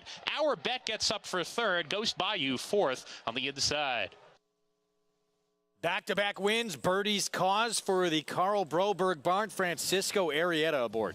Feel bad, actually, for Summer of Mischief. Joe Sharp has struggled with his horses off the claim over the years at Oaklawn Park, and she probably did run the best race in here, doing all the dirty work. But Birdie's Cause is in really good form and was just able to run her down the lane and get the victory. Karl Broberg's been winning a bunch of races there. Yeah, perfect setup. You get 2 horses going at it the way Summer of Mischief was with the horse inside of her. And Summer of Mischief won the battle, just lost the war to a perfect trip. Birdie's Cause, Francisco Arrieta contributing a nice ride. We'll have those prices ahead. Whoa, careful. Okay. Stymie. That guy's okay. Coming up next, we mentioned Vino Rosso won this race in the year. He'd go on to later win the Breeders' Cup Classic. This year's edition, some very nice horses. I don't know if any horses have aspirations for that race come the end of the year, but this is surprising. Petulant will be the favorite. It looks like at post time. Looking at the doubles and pick 3s. Favorite. Has not raced, again, since June of last summer. That win in the Grade 3 Salvatore Mile. Did win 3 races in a row before he went to the bench. And listen, the rail wasn't good that day, and he probably ran better than it looks. He beat Trademark, who won the Clark at the end of the year. No one's denying that he's got talent, but he's also got a lot of issues. We haven't seen him now in going on 9 months. He was entered last week. I believe he was a vet scratch. I'm not sure. I know he was scratched late for that. He's good. I'm glad to see him back. He drew well on the outside, but 6 to 5. And this, you're right, Greg. There's no, there isn't a Vino Rosso in this field. Though when Vino Rosso won this race, who's to say he was going to be Vino Rosso? He had won the Wood Memorial, but he had not, he'd had a sort of spotty 3-year-old year. There's some pretty good horses in there. All these horses are capable of running low to mid-90 buyers. This is not an easy race. Tall order off the bench, too, to go a mile against a really hard-knocking field of horses here. Let's go downstairs to Maggie. Yeah, what do we get from Petulante today? As I've never seen him before, so I don't really have a good base to, judge him off of. What I'm seeing with this considerable layoff, he is a big, robust and round type of horse where, excuse me, I love his gameness that he has displayed, winning 4 of his 6 career starts so far. And really, when you look back at the horses that were in that Salvatore Mile for his first try in Stakes Company, there were some nice horses in there, to say the least. If on face value, I'd say he looks about 90% fit, though he does have a pretty solid and steady work tab. I know he was listed as a vet scratch, but he did work 2 days later, back on February 25th. It's kind of the MO for Rick Dutrow, I feel like, and maybe it's a positive sign considering that was an allowance race and they opt to go into this Stymie. Like I said, he's impressed me, and his form impresses me too, but just a slight concern at a short price with his fitness levels. As we'll move on to his inside with number 7, Quality Chic. I thought last time he had a bit of a tough journey. He was taken really wide, into that first turn, and he was able to get to the rail, not that you necessarily wanted to be there, and he kind of continued on the rail with some forward progress, where that race a little bit more dominated forwardly overall. Looks fantastic here. One of the better times I've seen Quality Chic appear, as he does turn back in distance. We'll see how he adjusts to that. I've always thought that longer is better, but to be fair, he broke his maiden with a solid figure, going this one-turn mile over this racetrack back in the fall. So I just thought he was an outsider that deserves a look here. Greg? Maggie, thanks. We'll get to the post parade for the Stymie coming up in just a moment. 6-5 favorite remains this runner coming off the bench for Rick Dutrow. Let's get to Jonathan. Yeah, guys, look, I just changed my pick. I was going to pick the 8, but when I looked at the board here and see the 6 Castle Chaos at this nice price, it's kind of hard to turn down. Now, look, I don't love horses that come from out of it on sloppy racetracks. You guys touched on it a little bit earlier. I think the kickback can be a little bit more intense on sloppy racetracks. Obviously, the horses that are coming from behind are getting more of that kickback, but I just can't get over the price. The 9-2 on Castle Chaos. I thought this horse would be shorter for Rob Falcone, and if you look at that race down at Gulfstream Park, I believe that was Pegasus Day, the Fred Hooper. This horse ran well, ran fast, and has just been improving. If you look at those last 3 races, it seems like every race this horse is taking a step forward at the right time as a 6-year-old. And if they can get a little bit of pace to close into and can work out a nice trip and kind of avoid a little bit of that kickback, something similar to what they got here at Gulfstream Park, I think the 6 Castle Chaos could be right there at the wire. He is an overlay. Jonathan's absolutely right at these prices. He's been in great form. He ran very well the Scar Mile with a wide trip against the Grona, the racetrack, and his race in here. It saved me from an excruciating beat, actually. Why is he not the favorite? Because these days, a lot of races sometimes seem to be bet based on some sort of assumption. And there's some sort of assumption that Petulante coming off the layoff is, the holy grail. And he's just going to beat these horses. And it's almost like you wonder sometimes if people are even handicapping the races. And I don't think anyone up here will be surprised if Petulante wins. But I don't think anybody up here wants to bet him at 7-5. It's not about just picking winners. It's trying to make money. And I think we all agree. And Jonathan moved his pick off him. And he said, you bet horses like this is 6. There's so many variables for this horse because it's not like a Jody's Pride coming off the layoff. It's a horse that has a layoff because of injuries and issues. You don't win a race as well as he ran in the middle of the year. You run like that in Salvatore Mile, you're thinking of running in races, big races going forward. Sure. And it's taken a long time to get back to the track. I wish him well. He may very well win this race, but he ain't a great gamble at a short price. There he is, 3-2, a long time away. And, talk about these one-turn miles, Meg. How difficult are they and how taxing are they coming off the bench? They're difficult. Race speeds up in the middle, long run down the back stretch. Look at the Saudi Cup. Look at the difference between the Saudi Cup. Compare that to the Pegasus and how it helped Senior Buscador and how it hurt the speeds. There's Kinetic Sky for Dutrow Barn as well. This is my top choice. He just had the wrong trip last time out, and I thought his prior 2 or 3 races gave him a real chance. Laughing Boys put together 2 decent efforts. Has speed, should be involved early. Double Crown 11-1. He's a Jekyll and Hyde horse. He won our Kelso a couple years ago at about 50-1. You never know. His last race was pretty good, actually. Made a nice appearance, too. Here's Coastal Mission for Jeff Runco. This is who I like. This horse is 6 for 7 and off going. I thought his Cigar Mile, he was as good as Castle Chaos that day, in my opinion. Ironworks, biggest price on the board. On a card dominated by favorites, he'd be about as big an upsetter as you could possibly find. Castle Chaos. Here he is, that price starting to come down. Yeah, big effort last time in the Hooper. Was a distant third in the Cigar Mile. He was too big a price as well, starting to come down. Here is the 7, Quality Chic. David Jacobson. Maggie was mentioning the trip before, and she's right. I mean, obviously, right. Broke a little slow, forced out in the backstretch. He's got race. If I like Kinetic Sky, I should be using him. And the favorite, long time away. Last time we saw him, he was a grade 3 winner at Monmouth, Petulante. Obviously, a horse with a lot of talent. He's never been worse than second in 6 starts with 4 wins. But it is a tough ask to come off of a layoff against a good group going a mile. 3 minutes to post. In the Stymie, 8-5 favorite. This guy right here coming off a long time away. Let's go back to Kinetic Sky for the same barn. Rick Dutrow. Jose Lezcano trying to win his 3rd today, and 2 back, missed by a neck and a stake going a mile and an 1/8 in New York. And keep in mind, along with the 7, Quality Chic, I mean, they hit the wire together in that race. I thought that overall that Kinetic Sky ran the better race, did more of the dirty work in there. But I think there's reason enough. If you like Kinetic Sky, you have to be looking at Quality Chic a little bit, especially at a better price. And he had a rough trip last time. I mean, I thought they both ran well in here. And keep in mind, the winner of this race, Krupe, ran a very respectable 3rd in the Pegasus in his next start. They may be biting off more than they can chew, but they're taking a shot in the Pegasus with him. They think that much of him. And he is a horse that's been improving. So this comes up a pretty good race. And I thought Kinetic Sky was coming off just a 3-day layoff. Ran very, very well. And he just had the wrong trip in his last start. And I'm hoping he can work out a better trip today. Do I wish he had an outside post? Yeah. But I'll hope he makes the most of it. 6-1 right now. On the rail. On the 6-time winner. Let's go back down to Maggie. Yeah, I like Kinetic Sky in here. I'm hoping, like Andy, that race does to prove to be live in here. And like I said, I like Quality Chic and his appearances too. But I just feel like Kinetic Sky is more that true kind of one-turn mile type of runner. And if you look back, you know, Andy talking about the 3-day turnaround. Well, he ran respectably well considering the way the track was playing. But also look back in his form. The last time he tried to do that quick type of turnaround, it didn't result in a favorable type of win here. And, oh, my cameraman ran away. I was going to talk about the Aqueduct waterfall behind me. But anyway, and our great engineering here, because it all flows into the drains here in the middle of the paddock. Yeah, so it's not great when you're standing in it, but it makes sense.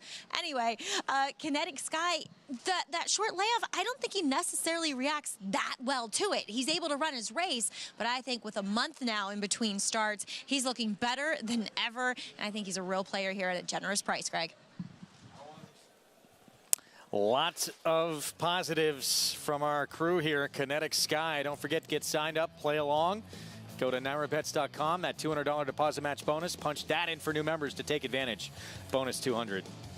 2-1 and the favorite. And look, if Petulante comes back off this kind of a layoff and runs a big race, wins this race, let's start thinking of some very big spots for him. Absolutely. And he's drifting up, too. He's not as big a favorite as he was, so he's not that short. I agree. But, I mean, anybody in here, I mean, it's not the only one. Castle Chaos comes out of a very good effort in his last start.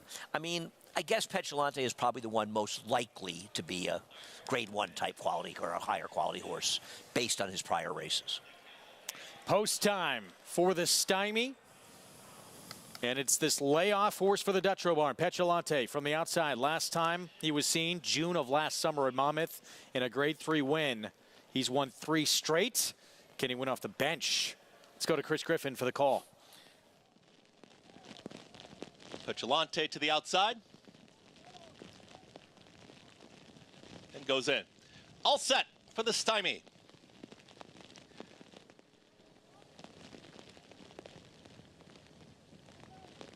And they're off.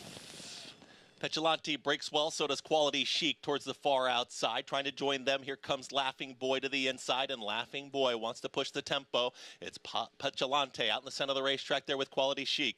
Also moving forward, in between horses comes Castle Chaos, trying to get in that mix with Laughing Boy.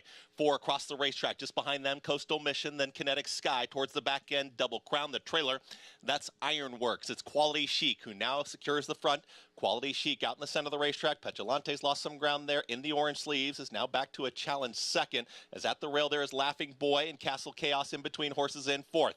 Moving up on the outside is Coastal Mission, trying to catch them. 23 and 4 for that opening quarter mile. Just behind them comes Kinetic Sky. Kinetic Sky is tracking in 6th. Towards the back end is still Double Crown with the trailer. Ironworks, 46 and 3 for the half-mile time, and the 10-to-1 shot in Quality Chic is in front. Petulante with every shot towards the outside. Coastal Mission is on the move. Here comes a run from Coastal Mission. Is going to be wide on the racetrack, but has all the momentum. Quality Chic's got the lead. Petulante is right there. Here comes Coastal Mission. Kinetic Sky is following that move as well. Dropping back there was Castle Chaos. They reach the top of the stretch. Quality Chic is still in front. It's Quality Chic. Here comes that big run from Coastal Mission down the center of the racetrack in the green cap. Kinetic Sky trying to catch him, and Petulante back for more. 4 across the racetrack here inside the final furlong. Kinetic Sky, Quality Chic in between horses. Coastal Mission, Petulante still in for the fight. Quality Chic trying to gut it out. Kinetic Sky is lunging up on the outside. Kinetic Sky, Quality Chic, Kinetic Sky got up. Kinetic Sky in the final stages over Quality Chic. Then came Petulante in the stymie in 1 minute 37 flat. Kinetic Sky working, and just up in time to get this win of the stymie at 9-2. This horse won very much because of the ride by Jose Lezcano. You watched the beginning of this race, and Jose did exactly what you want to do, and sometimes you need a little help to nurse him and get him off the fence. He very easily got him out to the 3 and 4 path and got that position that he wanted to and wasn't compromised by his post. A tough beat for the 7, who set a fair but moderate pace, but a fair pace to beat truth. And you know what? Petulante ran very, very well, and maybe just needed a race off the layoff. He ran extremely well, but I like what you're talking about with Jose Lezcano here, extricating himself from that rail position as adeptly and quickly as he did, leaving the chute. Now, it's kind of interesting in the stretch. Petulante kind of came out into Kinetic Sky. They're both handling from the same barn, coming up right in here, and it kind of slows Kinetic Sky's forward momentum down a little bit. Watch right in here, Andy. I'm watching. No, I'm watching. And you see they made a little contact?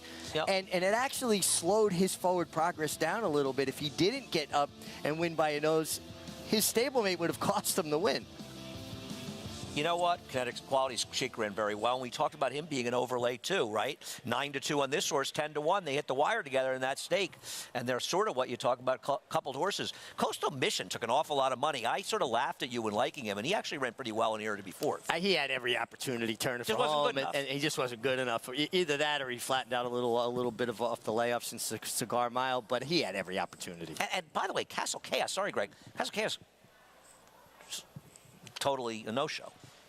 Did not show up. No, disappointing performance. 3 today for that man right there. Jose Lezcano wins on Kinetic Sky, but yet coming out of this race, the story, 2 from this Dutro barn, obviously your winner, but Petulante maybe a horse to be reckoned with down the line, who absolutely, you think, probably needed one off the bench. 1-7-8-4 Kinetic Sky, just up in the stymie for the victory. Twirling Candy, proving Lane's End's stallion-making tradition. Twirling Candy has seen success on the track and sales rate, siring multiple Grade 1 winners and millionaires, including Exalted, Beyond Brilliant, Gear Jockey, and reaching 7-figure yearling and 2-year-old sales. By the legendary Candy Ride. Twirling Candy, a leader of his generation. Experience the adrenaline-pumping, suspense-filled action of the Sport of Kings no matter where you are with NYRA Bets. It's fast, easy, and secure. Download the app today and start winning with our lucrative weekly promotions, thrilling handicapping contests, and a one-of-a-kind VIP rewards program. Don't just watch horse racing, be a part of the action with NYRA Bets.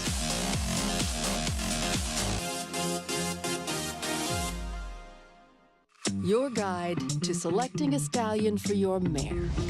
Step 1. make sure he's won a big, famous race. Mystic Guy charges away and takes the Dubai World Cup. Step 2, he'd better be very good looking.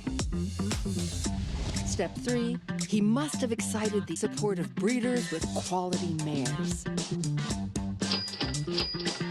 Mystic Guy. He's unmissable. Call Darley.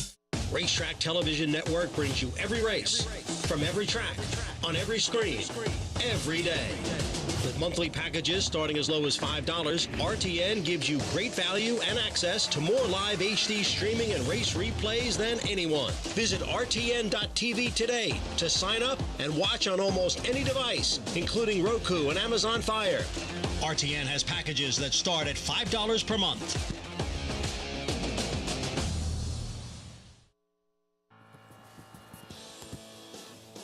Back on America's Day at the Races on our FS2 coverage, the hustle and bustle of Grand Central, everyone trying to get a ticket to get out here for the Gotham to come here at Aqueduct. Yeah, why not? That's the old OTB station right there, below the American flag to the left. No, that was no. How many winning bets did you place there? I remember once betting Dance Spell there, a horse Richie remembers. Wow. Christiana Stable. Christiana Stable. He won. I loved him. He was really good horse. Kinetic Sky wins the Stymie, the other Dutrow runner in this race. Jose Lezcano, 3-win afternoon. And this horse wins for the 7th time in his career. $11.80 for the victory. 1-7-8-4 finish. You know, and again, Petulante, definitely a horse that looks like he's going to be exciting second off the layoff. No, he loses nothing in defeat here. And, you know, maybe he should have been a little more aggressive with him. But maybe off the layoff, they wanted to nurse him. I agree. I mean, I think it's a nice field. I don't think Petulante lost anything in defeat. He just needed a race, probably. Yeah. Let's head down to Maggie. Oh, here with Sandy Goldfarb. Babe, he's the elusive Babe. I was going to grab him, but luckily you're here, Sandy. Yeah, the magician made him invisible today, but he's here somewhere. I saw him saddling Kinetic Sky as well as Petulante, but Kinetic Sky, he's a horse that he's tried the quick turnaround, which Rick is very adept at doing, but I just feel like he doesn't react quite as well as some of the other horses do. Now with a month, he showed up with his A game. Yeah, I wasn't quite sure last week, last race in the mud, he didn't quite grab the track, a sealed track. He didn't like it, but Rick's a specialty. He's turning around in 5 days. He's just game. He's a difficult horse to ride. He's not a push-button horse, and Jose really knows him. He got him out of the chute, got him to the outside. That made the difference. You got to be in the middle of the track today. I was going to say that kickback really kind of affecting a lot of horses, and he's one that just doesn't like it, period. He just refuses to get beat. Even when he loses, he just keeps trying till the end. Well, he's been a nice horse for you guys. Congratulations picking up this win this time. Appreciate it. All right, all about Kinetic Sky and the team. An exciting finish in this Stymie, Greg. Really was. Thank you, Maggie. And this horse has now won 3 of his last 5 starts. He's a fighter. He's a very nice horse, and he benefited from a very good ride. I think both the first 2 finishers got excellent rides in here. Seven got a good ride, too. I agree. Really, though, pointing out the way he moved from that rail position to the 3 or 4 path so quickly, leaving the chute and so smoothly, that was key to victory. So, when you win, especially with that margin, there's really no margin for error. And the fact that he was able to sort of facilely get him out into the 3 or 4 path and get him to a spot where he just felt more comfortable. Yeah. Up next, graded stakes action as well. 4-year-olds and up sprinting grade 3 Tom Fool and Rotney. That price will be coming down. 9-5 morning line favorite, 9-2 right now. One of his best efforts came on a wet track. And the scratch of Durante is a huge benefit to him as well, because that horse could have been pressuring up front. And at this point, there's a real chance that Rotney is the controlling speed. I like 24 Mamba. I wouldn't bet a nickel on that horse at 8-5. Yeah, he comes from nuts. Off the pace in here. That is a short price. He's got a lot of talent. He's a huge price in doubles. He's like the third choice in doubles. The 5 is a big favorite. Jose Lezcano looking to win his 3rd stake in a row on Rotney. He did scratch out of the Gotham, so he won't get that opportunity. But won it last year, though. That's right. Yeah, with a real nice ride. Counted. Yeah, great ride. Good field coming up. Grade 3 Tom Fool. More on this when we return. Rotney likely to be the favorite by post time for the Mike Maker barn, and the man having the hot hand today, Jose Lezcano, looking for his 4th win on this card. when we come back. He rode him in that victory in the Hudson on a wet track back in October. Can he do it again today?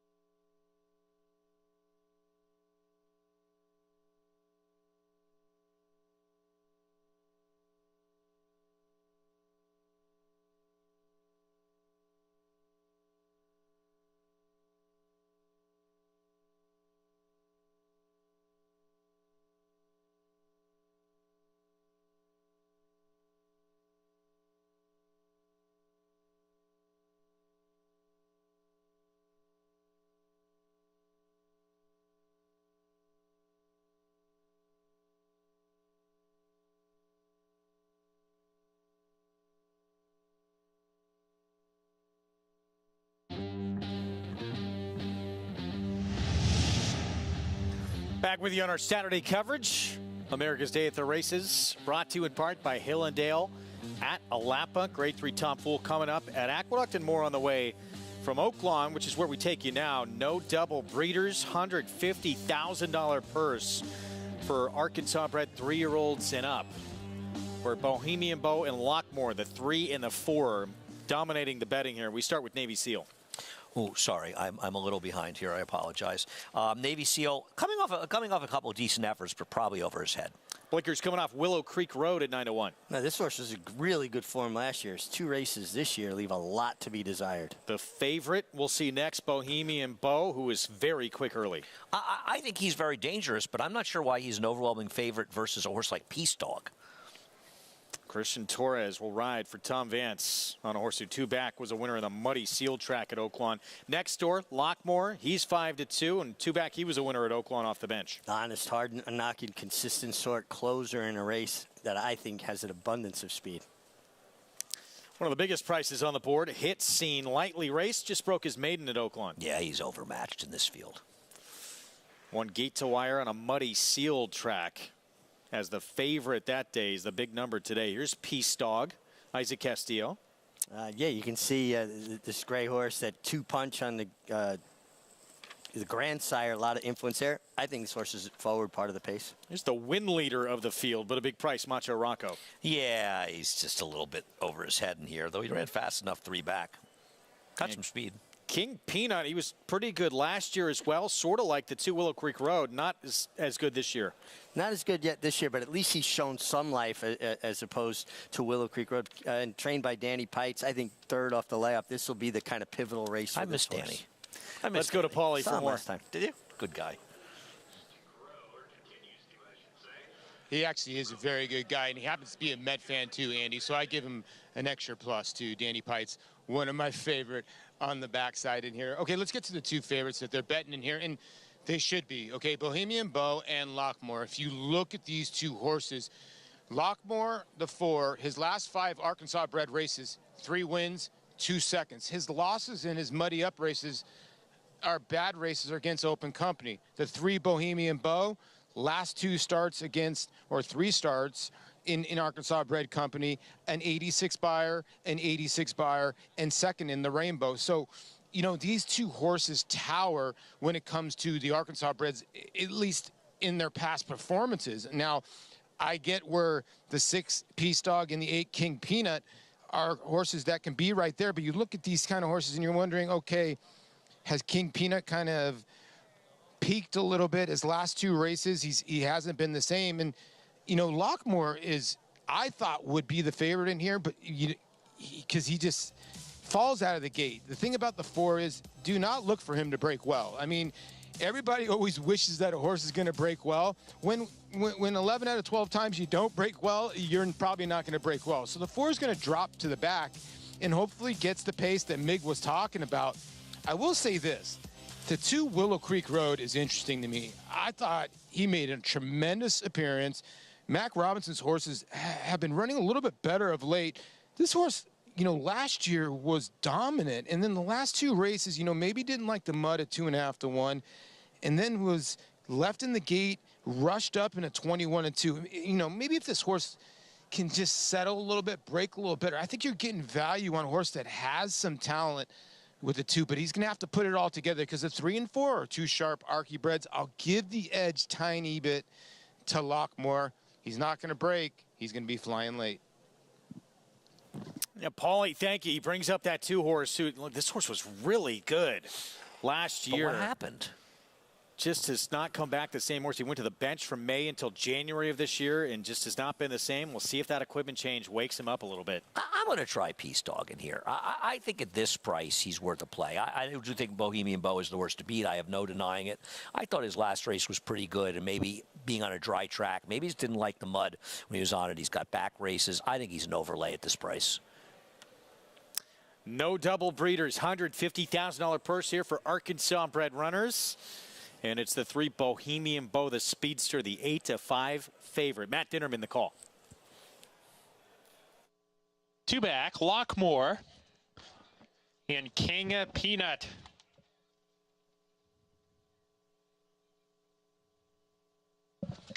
Here's King Peanut. We're ready to go.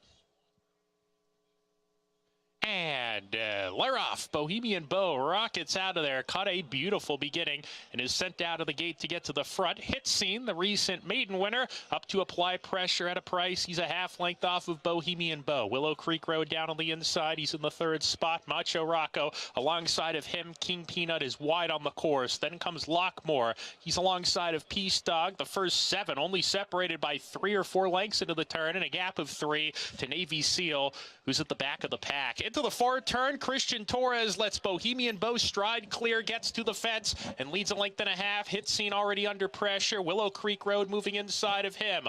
Lockmore is underway. He's in the 3 path, making up some ground now on Bohemian Bow. Sticks his head out to claim second. Macho Rocco gives way, so does Hit Scene. King Peanut still well behind as they come off the turn. Bohemian Bow off the turn leads them. Lockmore's trying to reel him in. Willow Creek Road on the inside putting up a battle, but Bohemian Bow inside the furlong pole has something left, and Bohemian Bow skips away 2 lengths. Now it's 2.5, and Bohemian Bow going to the line. He is going to pick up a stakes win. Bohemian Bow, gate to wire. Willow Creek Road just got up for second over Lockmore, and Navy Seal from last ran on for 4th. Bohemian Bow, you see how blazingly fast he is out of the gate, like he had rocket boosters. That's the definition of gate speed. His first step was he was in motion when the doors opened, and what an advantage when you break that sharply with a horse with natural speed, Andy. Yeah, nice to see Willow Creek Road, though, bounce back a little bit, right? I thought he was very game to be second. Looked like he was passed and going to be 3rd, and came back on to be second here, but no doubt about the winner. He dominated this group. Yeah, nice call from Paul. He thought that, too, would run a much better race, look good on the track. He did run a very good one. Good to see that horse returning to some very sharp form from last year, but no catching Bohemian Bow. And that no double breeders is the favorite. Back to Aqueduct, grade 3, Tom Fool. 6 furlong sprint for $175,000, and Rotney should become the favorite by post time, we would think. There he is, Mike Maker. Jose Lezcano again looking for his 4th win on the card. Let's go down to Maggie.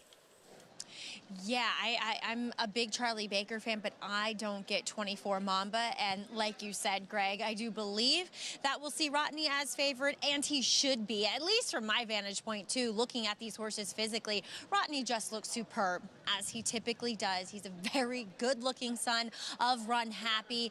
He's just my kind of horse, just big, round, always looks like he's up for the challenge. He just ticks every box. Furthermore, he's shown the ability to handle a wet track as well. So I like what I'm seeing from Rodney here, as some confusion going on in the paddock. I'm not sure. We did have the one up. Now we're getting off. Okay, let's talk about number 2 in here. That's Listen to Your Heart, who is coming third off the bench for Ray Handel here, as he was a horse that I thought needed the race first time out. Kind of did. Then he comes back with a win. And it feels like Ray, once he gets his horse going the right way, tends to keep him there when the layoffs don't get in the way either. I will say he does wear glue-on shoes. A horse who has handled wet tracks in the past, but sometimes these really wet tracks will sting a horse that may have compromised feet. So we'll see what he does here. I think we have a confusion with saddling. I think we have wrong saddles on horses, Greg. So we're going to have a little bit of a delay here as the jocks need to go back in and recheck. All right, so jockeys going back in to recheck. Tell us more about that. Has that happened to you? Well, it just sounds like there was a mix-up, and they checked with the wrong saddles, and they went out and put the saddles on the corresponding numbers, but with the wrong tack on those horses. It doesn't happen very often. The most important thing is that they caught that now. Personally, it never happened to me because I was always very aware of my equipment. Well, you can count also, I think, which is part of it. Oh, easy now. but you know, they wouldn't realize it then until they got on the horse. And then, you know. So what I'm confused as to what happened. There was a mistake in the weight? Well, because they were carrying the wrong saddle. So, you know, let's say. I mean, your saddle has to have certain weights in it to make the weight in the race. Right, and every rider weighs a little different. So right. One rider might be having a 5-pound saddle, another might be having a 2-pound saddle. Now, you weighed with the lighter one, you've got to get that correct. Interesting. I've never seen this happen. All right, so brief delay here. Meanwhile, let's talk more about this guy, 24 Mamba. This one on quite a roll for Charlie Baker. Let's go to Jonathan. Yeah, guys, I kind of like this horse in here. I'm not crazy about the price, coming down to 2-1, but I did think this was a wide open race, and based on the morning line, and we have a pretty good morning line in New York, I thought the 6 might be a little bit ignored, not running since the beginning part of January. But look, I like this horse from a figure standpoint. I think Charlie Baker does an outstanding job, and I just don't necessarily trust some of the other horses in here that are taking a lot of money. But I got to be honest with you, with Rodney and 24 Mamba being the same price, I don't feel nearly as strongly about the opinion of 24 Mamba. 24 Mamba does also, last time I thought, came from out of it, kind of got a little bit of a setup that day with a fast pace to close into. But I do think that 24 Mamba is interesting, but I got to say the price has kind of got me a little bit ice cold on him. Yeah, he was 8-1 morning line, but that just tells you how highly regarded he is coming into the race for the betting public today. Yeah, I like 24 Mamba, but I wouldn't bet him unless I got at least 9-2 or so on him. He's kind of the now horse for me. He's just a horse who's really turned around for Charlie Baker, and people will remember when he claimed joking. Mm-hmm. And he turned him into a Grade 1 winner. And he just feels like he might be the right one coming in here. He like a horse we talked about earlier on the card, Radio Red, he's got questions to answer about a wet track, doesn't he? Well, he was a different horse when he ran a wet track. I mean, he got a 75 buyer in a wet sealed track. He ran an 80 before it. He ran a 71 after it. I don't have a real worry about it. I don't think. I mean, I just think he's turned his career around, honestly. And we saw them getting things sorted out here with these saddles, trying to move quickly. Yeah, it is a bit of an issue. It's never good to have like these kind of mix-ups, but particularly on days like this, right? You know, the horses and the riders, everybody's out in the rain. And I think, and to be fair, not that anybody's being critical of anyone here, I think sometimes people lose sight of how many things can go wrong in racing. Sometimes I think it's amazing that we're able to get through a day without massive amounts of things going wrong. There's so many moving parts into getting a day's races, getting the horses prepared, getting them over here, shipping from Belmont, everybody doing their jobs. I think it's amazing, the gate crew, the guys, the valets, everybody doing their job. There's so many things they could do wrong, and for the most part, and I mean way the most part, they get it right. Yeah, absolutely. And this is just a perfect example of, there's so many moving parts. And you have so many people making sure horses have the correct equipment, that they're running with blinkers. If they run with a tongue tie, they got the tongue tie. All different LASIK shots. All of these different things. Exactly. And but the good news here is that this was caught early enough before they left the paddock. They could fix it. It would have been a much bigger deal if the riders actually had gotten up, headed out to the track, and then realized, wait a second, this isn't my saddle. Because everybody has, kind of where they put their stirrups. You know immediately, wait, this is not my equipment. I hate it when I have the wrong saddle. I don't know about you, Greg, but, when we have that A-train, I better have the right one. I actually have been on a saddle on a thoroughbred before. Nobody's believing that was great. There's nobody buying How many saddles would you have in your riding days? I probably had 12 to 14 saddles. And then, saddles are all different sizes. Some are fitted with lead pockets. I had a saddle made specifically for the Derby with a heavier tree so that the weight would be more centered on the horse's withers, and I wouldn't have to deal with as much lead. I also would use it for races like the Fall Highway, handicaps. Did you have a magic saddle, though, like Angel did? Did not have a magic saddle, but I had a couple saddles that I really loved. Angel Cordero, of course, one of the all-time greats, and he, for a time when he was representing John Velazquez, lent that saddle to him, and he had a lot of luck with it. Yeah, I think one of the reasons an Angel, especially, and Johnny too, had success with it, they were pretty good riders. Saddles were magical for Angel, that's for sure. It was not only what was in the saddle, wasn't the saddle, the person that was riding in the saddle, and the horse flesh underneath those saddles as well. Right. They rode a lot of good horses, and they were two of the great riders of all time. Would you have a favorite and feel like my you got on a roll saddle, with one? My favorite saddle had handmade leather, stitched into it, MIG. I loaned it to an amateur steeplechase rider. I still haven't gotten it back. That was 5 years ago, and now I can't even find the guy. So if you're out there, you've got my saddle, and it means a lot to me from a sentimental standpoint. I just want to get my 2 cents in there. Good one, getting one over on the MIG. Good job. Thanks. Bring that saddle back, please. Here's our post parade for the Grade 3 Tom Fool. We start with downtown Charlie Brown. He's ambitiously placed. To say the least. Did win last time out against much softer. Here's the 2. Listen to your heart. In very good form. It looks like he does his best running when he's on the lead. I don't see him making the lead here. Super Chow, Grade 3 toboggan winner, gate to wire last out. Has won rating before. He's unlikely to get the lead from Rodney.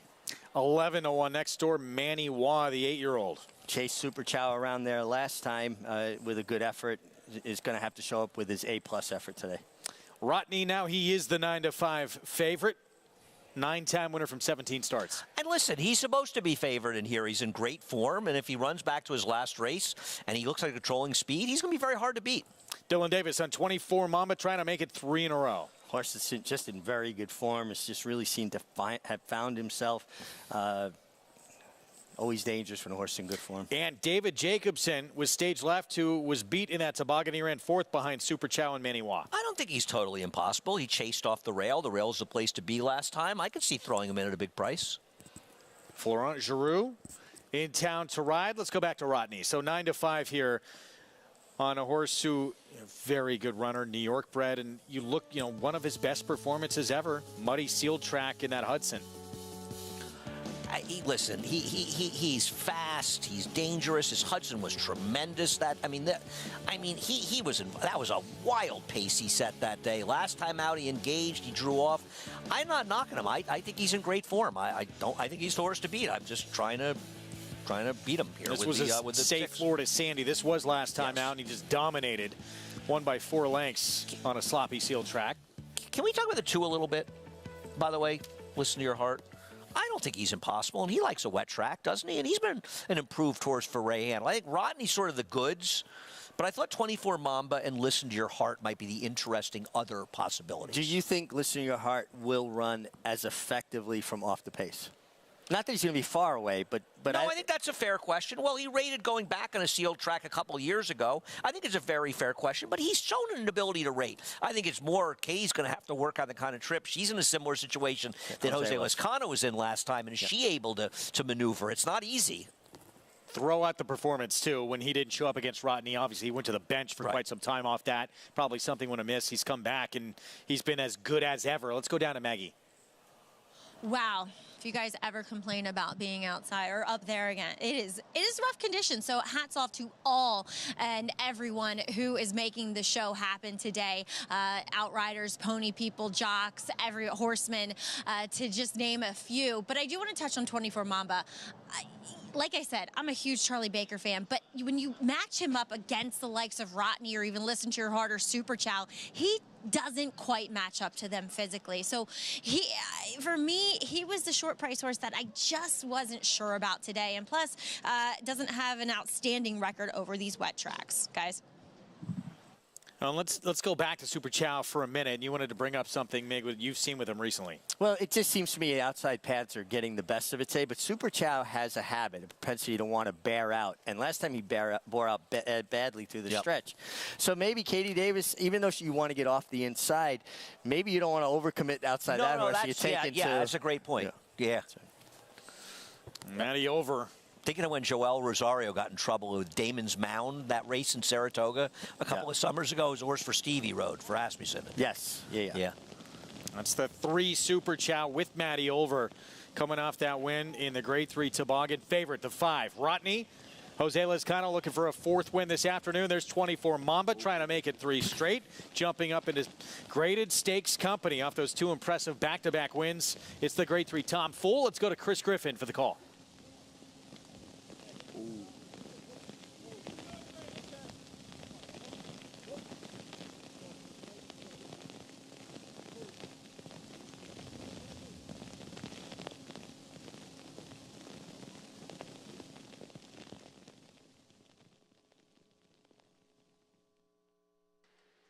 24 Mamba goes in, stage left, last to load to the outside.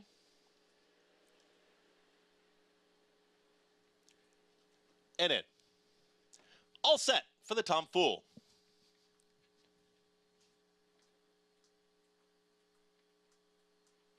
And they're off. 24 Mamba hopped in the air at the start. Downtown Charlie Brown has got speed. Listen to your heart. And here's Super Chow. Wants to be up with the early tempo as well. Rodney is joining them 3 wide. They fly in the early stages here of the Tom Fool. And Rodney at 7-5 has taken the front as a head in front. But Super Chow does not want to give up the lead. These two head in head in a pace duel as they throw it down. Down in behind them. Downtown Charlie Brown is taken back. Listen to your heart is in that mix. Also trying to progress forward comes stage left and Manny Wah, the trailer. After the start is 24 Mamba, 22-3 for the opening quarter mile in the Tom Fool. And up on the outside, Rodney is back in front. Super Chow is back for more. Maniwa has got the journey here, and Maniwa is just looming up on the outside. Stage left is following that move from the back. 24 Mamba, also downtown Charlie Brown. Super Chow has the lead, and Super Chow's trying to kick away. It's Super Chow is back up by a length. Here comes Rodney and Maniwa from out of it. 24 Mamba on the grandstand side, stage left. They haven't got to Super Chow yet. It's still Super Chow holding him off. Maniwa with every chance. Super Chow still there. It's Super Chow up by a length. Super Chow drifts but does it again, and Super Chow wins the Tom Fool. Super Chow over Maniwa, stage left at 24 Mamba in 1 minute 10-4. Game performance from Super Chow. We saw that drifting out again that Mig, you talked about. Back-to-back graded stakes wins. Yeah, listen, Maddie Oliver was determined to hold her position inside of Rodney. That proved the key to victory. And this horse outran Rodney, who we know how fast he is, and kept finding. He drifted, substantially late, but he was clear. And that's one thing. You're allowed to take any portion of the track, Andy, as long as you're at least a length and a half clear. No, he was clear. There's no question he was clear. And Manny Watt every chance to get him like he did last time and couldn't get to him. And Maddie, give her credit. I mean, if she had got done ride badly in here, she would have been second guessed the moon. Why were you riding Maddie Oliver? Why would you ride her? Blah, blah, blah, blah, blah. We should point out, still an apprentice, but a graded stake, so not allow that weight. Yeah, right. But I mean, I give her a lot of credit. I'm going to say something else about the 5, Rodney. This is the second week in a row that Mike Makers had a heavy favorite in a stake race that is run badly. Makers been handy last week too.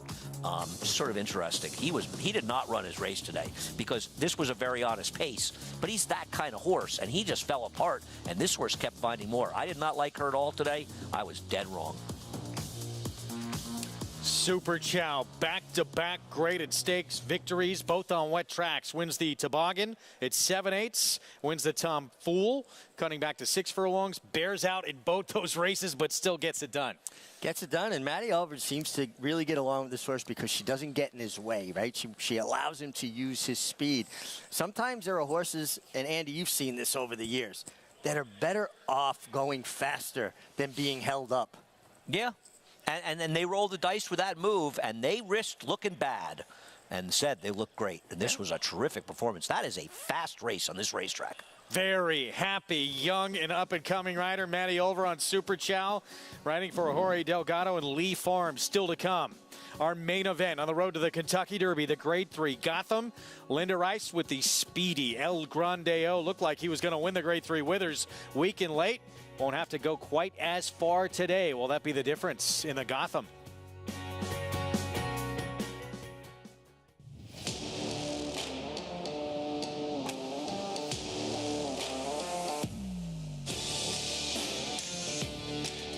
Wet Pink surging to win the Coaching Club American Oaks.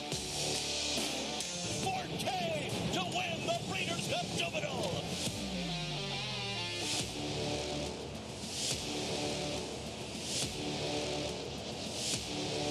Eclipse champion Blame, standing at Claiborne Farm.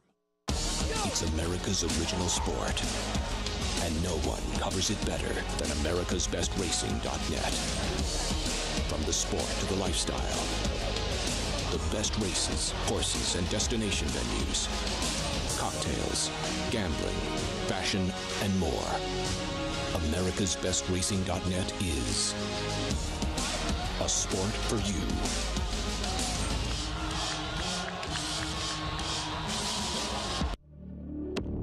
Cyberknife was a very talented horse from day one. A very gifted, fast horse, a lot of speed, able to carry it around 2 turns. Looks a tremendous amount like Gunrunner, same ability and talent, beautiful physical, outworked every horse in the board. Holds the track record in the Haskell. He won it in impressive fashion, beating a very good group of horses. And Cyberknife has won the TVG.com Haskell over Tama. Jack Christopher finished third. The Arkansas Derby was one of his best. Just showed how much talent he really does have and stamped himself as one of the best 3-year-olds in the country. His name is Cyberknife. Cyberknife ranks up there as one of the most talented horses I've ever had in training. Multiple Grade 1 winner, brought it every time you let him over there. Excited about him passing on his durability, his soundness, and his talent. And if he does, he could definitely be a breed-shaping stallion.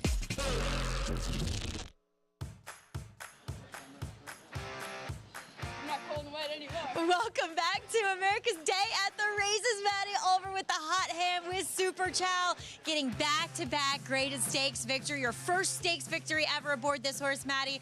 I just love how much affection and adoration you have for this guy. Oh, I love him, and he's, you know, with the quarantine we've had, we just decided, Delgado decided to leave him here in Belmont, and I've been getting on him since he last ran every day, so I've developed a really close connection with him. I know him really well, and I'm really grateful to the connections for the opportunity that they've given me with this really special horse. How important is it to have that connection? Because he's a horse that he wants to lead. He wants to do his best running. You put away Rodney like he was just a little fly on his back, and he does like to drift out in the lane, but you don't get in his way. It's just kind of what he does, and that's where he does his best running. And the good news is the track was outside, was very good. So I was like, listen, you want to go out there, go for it. And I think that's his thing, is if I just put all my trust into the horse and, you know, the trainer, and it gets the job done. It's really fun watching you guys. I feel like you're living every little horse girl's dream right now. So go get that trophy. Massive congratulations. So much. Thank you so much, Maggie. It means the world. Thank you. It's just been so fun, Greg, watching Maddie develop in her second graded stakes victory here aboard Super Chow. She's just full of so much exuberance, and she loves what she's doing. And to have this kind of success at the graded stakes level, Got to feel awfully good for a young rider. This is great timing for Maddie, too, to win 2 graded stakes on a horse, getting close to the end of her bug. Yeah. And it just shows people that she can win without the benefit of that weight allowance. It does great for her confidence, and it does great for people's confidence in her abilities. Yeah, no question about it. And Greg was just pointing this out, and I think he's right. I mean, she's got, I think, better numbers in graded stakes as an apprentice than you did, Richie. She's a few wins Meg behind actually you, was, but I think she'll be back. Meg was showing me what he did as an apprentice at the graded stakes. He had a pretty good run. Things up on Wikipedia and stuff. I don't trust him. Maddie Over, still an apprentice, but not getting the benefit of that weight break in a graded stake. Delivers anyway on a difficult horse to ride, too. Difficult horse to ride. She gets along really well, and she did a great job. She had one major decision to make, and she made the right decision, holding her position, not allowing Rodney to outrun her, and Super Chow responds so well to her handling. And one of the things that really makes Maddie Over stand out is her enthusiasm, her sheer joy of doing this job. She loves what she's doing, and horses feed on that kind of energy, and it's been fun to watch her evolution and her development. She's really come a long way. And we joke with Meg quite a bit, and yet, Meg, you might have had more graded stakes winners as an apprentice. No way you were as happy as Maddie Over. No, I was never that happy. I'm still not that happy. He was happy he beat me in Gallop Racer. He was happy. Yeah, you know what, though? That is fun, though. You got to admit. You ruined my life with Gallop Racer. We got the big one still to come on the road to the Kentucky Derby. Grade 3 Gotham is next. Take a look at the cross-country Pick 5 follow-along. Kinetic Sky, who seems like just about everybody on the show liked. Not me. Or me. Bohemian Bow. I would not add Super The Chow, speed. so I'd be done. At Oaklawn. And now Super Chow, our ABR Race of the Week. Up next, 50 points to the winner to get into the starting gate this year's Kentucky Derby. 1 turn mile. Brad Cox will send out 4 runners in the race, including the Jimmy Winkfield winner, Bergen. But just a touch, taking all the attention right now of that huge debut at Fairgrounds. Yeah, he's not surprisingly over bet. Probably a little below 2-1 by post time. But, you know, the horse I like, Deterministic, he's not going to be much higher. Based on doubles, he's a clear-cut second choice, and Bergen might be the one that ends up being a bit of an overlay. I am shocked that El Grande O is taking this much money early. I don't see how he's not going to be run off his feet early in this race. Grade 3 Gotham. When we come back, just a touch for Brad Cox, son of a Triple Crown winner, Justify. He won on a fast track, or wet track, I should say, in his debut. That was sprinting. Now he's going to try and do it at a mile here in New York.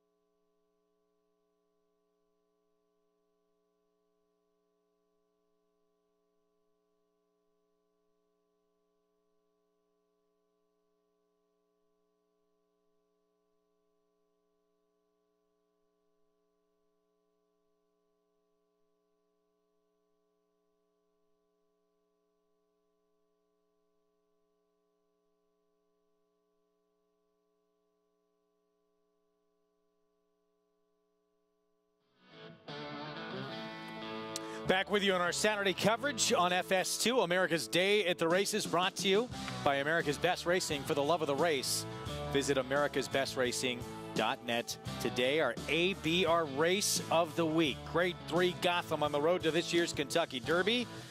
And there's the horse taking all the attention on the board right now. Just a touch, one of 4 in this race for two-time Eclipse Award winning trainer Brad Cox, who does have a Kentucky Derby win. It came about, 9 months after the fact with Mandaloun. Just a touch. This is what he did in his debut, sprinting on a wet track at Fairgrounds. What he did well was run impressively. He ran a fast figure.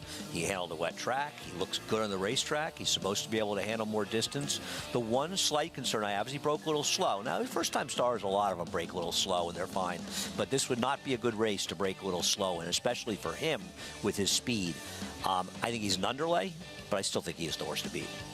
Yeah, I would agree with all that. And it is a big step up in company. You're going from a maiden race, going 6 to a mile in a graded stakes race like the Gotham. You've got a big field. Listen, he's by Justify, who's just been tremendous at stud. Out of a mare that won the Comely Stakes right here with Mike Luzzy, right here at Aqueduct. The pedigree's there. I'm sorry, go ahead. No, you were saying everything I was going to ask you. I mean, you would think the more ground he gets, probably going to be the better. We will find out coming up as he stretches out to this mile distance. Jonathan, your thoughts here on the Grade 3 Gotham? Well, I have a little bit of an answer to that question. Not necessarily an answer, but I have a hint to that question. Prior to Just a Touch's first race, I actually texted Florent Giroux and asked if he'd worked the horse, if he liked the horse. And Flo's response was, he should run well today, but I actually think he's going to want longer. Well, he won going 6 furlongs that day, and now he gets longer. And look, it's pretty simple, I think, when it comes to Just a Touch.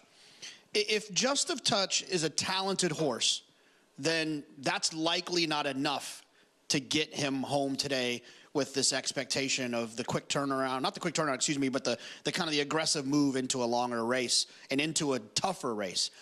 If he's brilliant, which he might be, then he is the horse to beat in here. And there's really no way to find out until they run, but I'm banking on this horse being brilliant. I think that the fact that he ran so well first out, going the 6 furlongs, and he's actually going to run better going longer, if you believe that, then he should be extremely tough to beat in here. And the only other horse that kind of gets me going a little bit is Deterministic, and he's a shorter price as well, and he's 3-1. He's coming off a very long layoff. It's a pretty ambitious move for Deterministic as well. So if I'm going to take ambitious move, give me the most recent ambitious move, the tactical horse drawn outside, and that's why I landed on the 10, Just a Touch.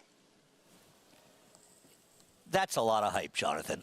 He may be worth it, but horses like this in history at short prices burn more money than they pay people off. And I hope he delivers. And I hear him with Deterministic, and he's not wrong. I don't disagree. But I think there's a lot of hype going on with the 10, and this is an underlay here. This race right here, Deterministic, and what he overcame and did, was this the most talked about debut from a horse all summer at Saratoga? No, because of how impressive Fierceness was. But also don't forget he didn't run again. Fierceness's debut was incredibly impressive. For me, this was as impressive a debut as we saw up there, because horses, it was a fast race. The horse that was second came back with 2 better figures in his next start. This has proven to be a good race. The third place finisher, by the way, not impossible in this race either. The Rapoli runner here for Top Letcher. And he overcame that, ran an 81 buyer, first time out, going 7 furlongs, which is not an easy thing to do in the beginning of August. So I think that's a more impressive debut than the way the 10 ran, who just sort of cruised in the front. I'm not saying the 10 might not be good. The 10 might be good, but you are taking all the worst of it. By the way, I think you're taking the worst with the 3. I think the 3 is going to win at Oaklawn, though. Take a breath. More than Andy said. That was you got impressive. A lot in it. I think we have to be careful about overhyping horses, and that leads to disappointment. Favorite here at Oaklawn in this 8th. It is time for truth. Ron Moquette, 2-1. Andy, though, likes the 3. Awesome Road coming out of the southwest. Matt Dinnerman, the call. We're ready to go. And And they're off. Ethan Energy off sluggishly, is at the rear of the field. Time for Truth from the far outside gets into it early. Google Joke alongside of him. Willie D's not far off. Universal Sound in a really tight spot there. A couple of them in really tight. And Willie D's had to slam on the brakes into the turn. They come back to the lead here. Google Joke, he's in front. And Time for Truth delegates the track right behind him. A length and a half off of the leader and gets to the fence. Now he opens up 2 on Universal Sound. Willie D's, Awesome Road between that pair. Ethan Energy has passed a couple runners after breaking last. He's 4 behind in midfield, 2 lengths ahead of Pappy's Revenge. And Concentration, the long shot, is at the back of the pack. They're down the back stretch. Google Joke, Francisco Arrieta, a half length in front. Time for Truth, Rafael Bejarano, a little bit closer in the 2 path. Willie D's 3 wide third, 2 behind. Another length to Ethan Energy. Had to use some energy to get to where he's at after the bad break. A joint third, slipping inside of Willie D's. And then comes Pappy's Revenge, a little bit keen behind the speed, wedges himself between horses into the turn.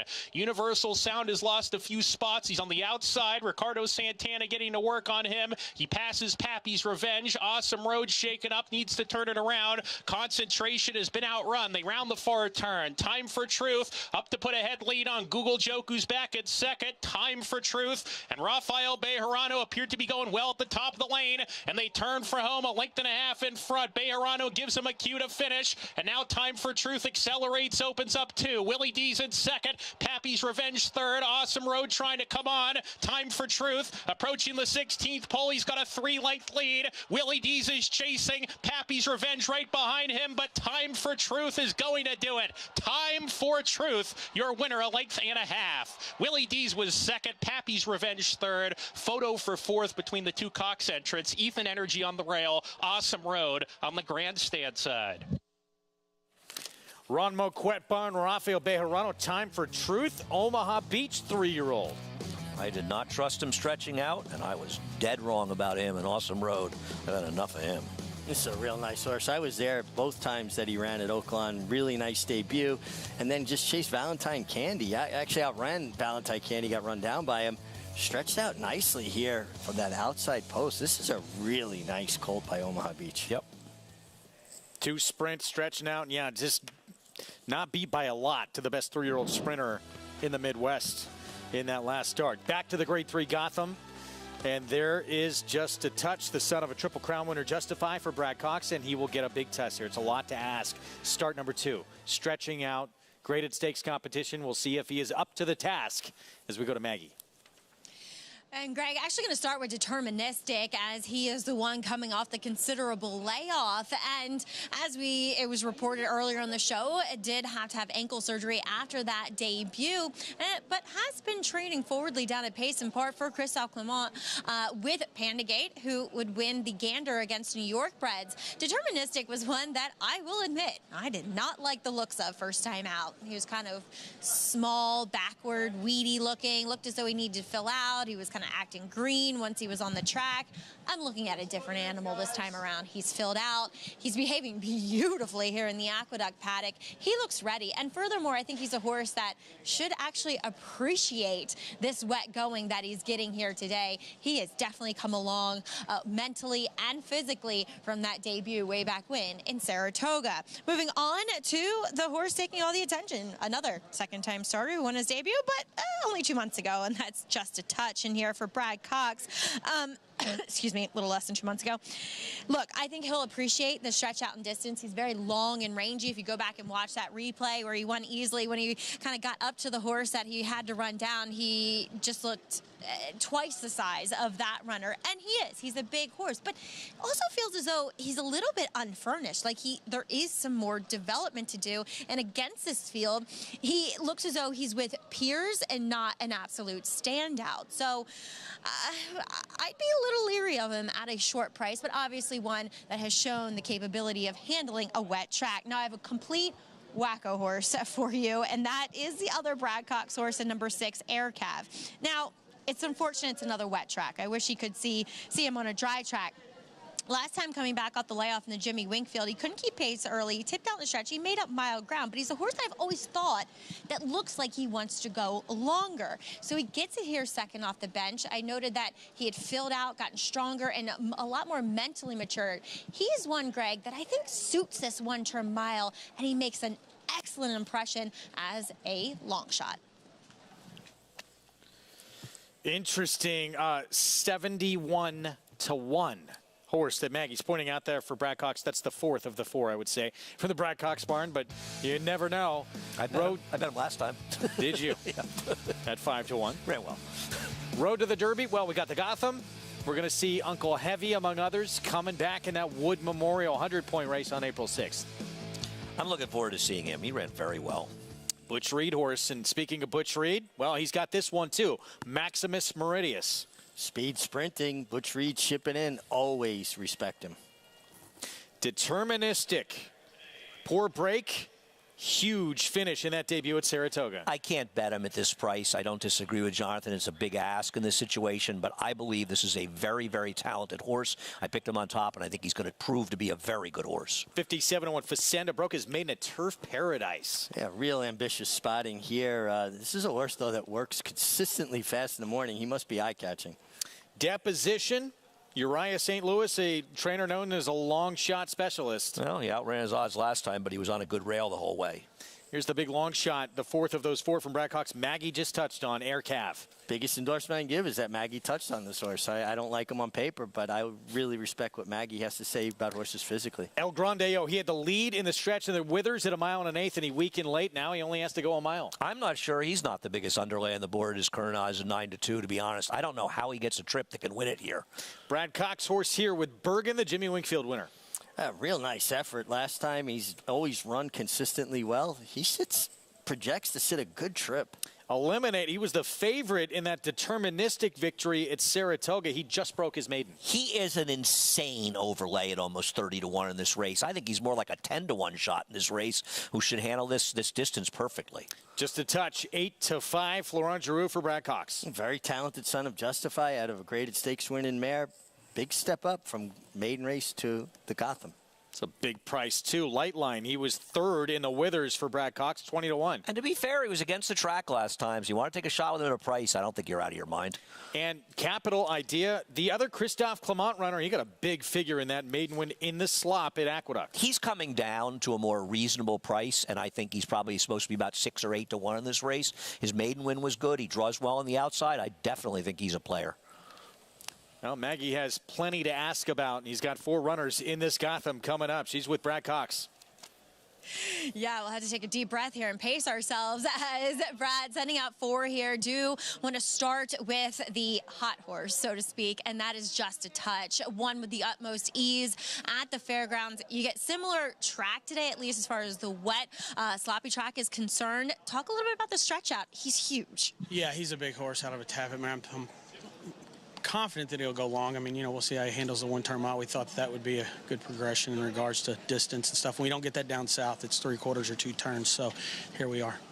Talk a little bit about Bergen coming in off a dominant performance in the Jimmy Wingfield. I will admit, I thought he looked like a sprinter, but the way he finished up gave, I'm sure, a lot of hope for this 1-turn mile. Yeah, he's got a good mind. I think he'll, break, be involved somewhat, and then, finish up. I think he can handle 1-turn mile. That was my intent in bringing him up here after the Churchill. He's another one that wouldn't get an opportunity down south. I've always thought he'd be a 7/8 1-turn mile, so see how it goes. Brad, am I insane? I thought Air Cav was a little bit interesting, stretching back out in distance. I mean, look, okay, you can tell me. It'd be a little bit of a shock, but he's trained well, and he's a very, very good-looking horse. Kind of looks like a 1-turn horse or a miler, so we'll see. Possibly leading your Derby charge, the horse we saw last week on our program, winning the Rebel Stakes in Timberlake.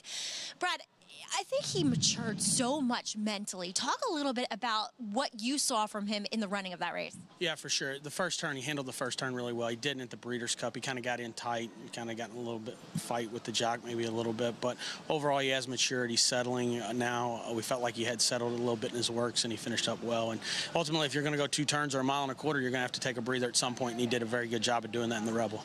Looking forward to him, and best of luck here. Thank you so much for your time. Thanks, Maggie. All right, Brad Cox, looking to keep the Derby prep road strong. You're sending out 4 in this Gotham, guys. Maggie, thanks to the horse she lastly touched on, Timberlake. It doesn't mean a lot, but he had won that Rebel, so he's right now on the top of that Kentucky Derby leaderboard points-wise. We'll see what happens here coming up with his foursome.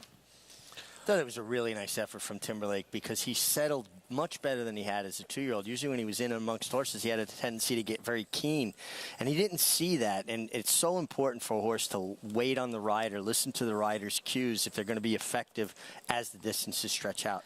I'm a Timberlake fan as a racehorse. I have severe questions. Son of Into Mischief getting the 1.25 miles. I know he has plenty of stamina on the dam side.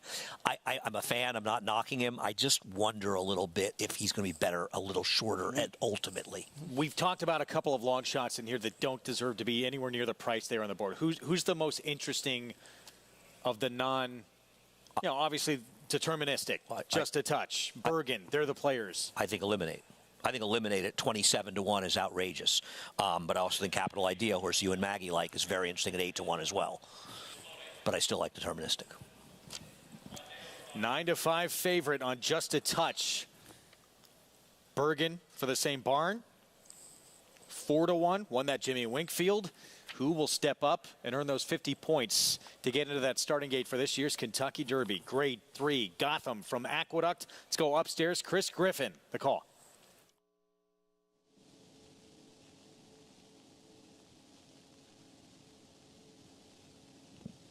Inside runners moving forward. Waiting on Lightline. There's Lightline who goes in. Last to load will be Capital Idea to the outside and in. All set for the Gotham. And they're off. Capital Idea breaks very well. So does Bergen from in between horses. Hard scent. There comes El Grandeo. And El Grandeo now wants to assert Bergen right there with just a touch out wider. At the rail here moving through. That's going to be Maximus Meridius. And Maximus Meridius now with a neck in front will lead. From out of the chute, they're chasing Maximus Meridius in the Gotham. El Grandeo's right there. Just a touch is in third. Just off of them. And behind them in fourth, progressing is Air Cav. And at the rail, that's Deterministic is in the Pink Silks. Moving forward is Bergen, losing a touch of ground now. Gets passed by Lightline towards the outside with Deposition. Second to last is going to be Capital Idea. And the early trailer is Eliminate, 23.42. In the opening quarter mile, Maximus Meridius is 25-1 and takes him to a half-mile left to go, is up by 3/4 of a length. El Grandeo with every shot there from second, just a touch is in third. Deterministic is in fourth. Air Cav is shoved along, not making up the ground. Deposition down towards the inside. Out wider there is Lightline. Capital Idea. Green Cap is starting to launch a rally from the back. Eliminate and tailing off was Bergen. It is still Maximus Meridius in front. Here comes El Grandeo is looming up on the outside. These two head and head as they reach the top of the stretch. 46-3 for the half-mile time. 1:10-4 for 3/4. El Grandeo has got the lead in the Gotham. It's El Grandeo out in the center of the racetrack. Maximus Meridius is battling on, chasing his Deterministic in between horses. El Grandeo, but here comes Deterministic in full gear down towards the inside and takes the lead. It's Deterministic who's in front, is up by a length and a half. Just a touch into second. Deterministic wins the Gotham. Deterministic over just a touch. Then came El Grandeo in 1:36.37 seconds. We have a new exciting player on the road to the Kentucky Derby. Deterministic, a very happy Acacia Clement. Miguel in town to celebrate this performance as well. We've not seen this horse since his 2-year-old debut, August 12th, to come back off that kind of a layoff and win a graded stakes company, your second start stretching out. Very impressive. And also the way he won it, right? I think a lot of us, including myself, thought, well, he can win it because they're going to be flying up front. The race is going to come apart late. He's going to make a big run. He broke so sharply that he put himself in the race so much more professional, Richie, than last year. And then it looked like they were getting away from him. And I was wrong about El Grandeo, by the way, who ran very, very well in here. An honest pace, and he ran him down. This is a fast race in here. They went faster, I believe, than the older horses went. These are good horses, and Deterministic is a very good horse. Absolutely. The way he put himself in the race, he was always traveling comfortably. You know, Joel was able to work his way towards the outside. He was looking to get outside of El Grandeo, and he was able to do that just a touch. Kind of was one pace at the top of the stretch, and then just kind of kept coming along to get up for second. But this was a nice effort because then he angled back to the inside, and he kicked on. This was a really nice, and what a training job by Christophe to have this horse ready off of that extended layoff to do this in the Gotham going a mile. And this is a fast race. This is a very good performance. I'll tell you something. Just a touch ran well, to be fair. It was a good performance. He was a little overbet, but he actually ran well because it looked like he might pack it in top of the stretch. And he still kept coming here. But at the end of the day, nobody made up any ground whatsoever in this race, which is sort of odd because it's not like the track has been playing like that. 3:10, 7-2, deterministic. Joel Rosario in town to ride for Christophe Clement. I think even if you like, and it was hard not to like this horse, what he did in that debut, but to think that he could win this kind of race off this kind of layoff. You know, he'd been training, as we mentioned, with Pandegate, who won last week, and training well with him. And this is the kind of horse that was so much better than just seeing him win by a neck in his debut at an 81 Beyer, which is impressive. This is a very good horse, and there he is in those Steve Dunker silks, actually, as he has multiple owners. You love those five furlong workouts in a row at Payson Park. It's such a stamina-building type of racetrack. And, you know, they're working 5/8, but they're galloping out extendedly. This was a tremendous training job by the Clement family. There is Christophe's son, Miguel. The brains of that operation's Acacia. Let's stop kidding ourselves. Yeah, we used to think it was Miguel, and we now know the true story. It's our own Acacia Clement. What a performance. Yeah. Deterministic, now undefeated. And this was just, keep in mind, this is a starting point for his 3-year-old season. This is not the best he's going to be. Oh, no. This is a very, very exciting Derby prospect, and I don't think there's any reason looking at him to think that he shouldn't go farther, Richie. Or is it further or farther? Well, farther in one of them in distance and one in big races. Deterministic, grade 3, Gotham winner, 50 points to get into that starting gate in this year's Run for the Roses. We'll be back with more after this.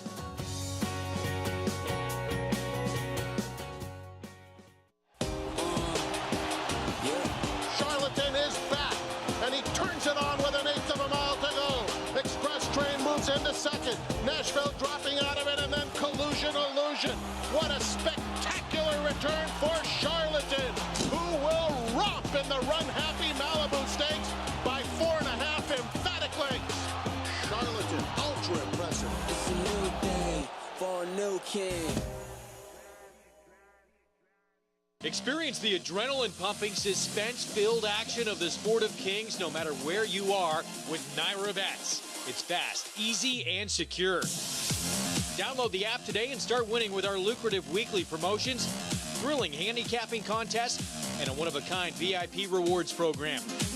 Don't just watch horse racing, be a part of the action with NYRA Bets.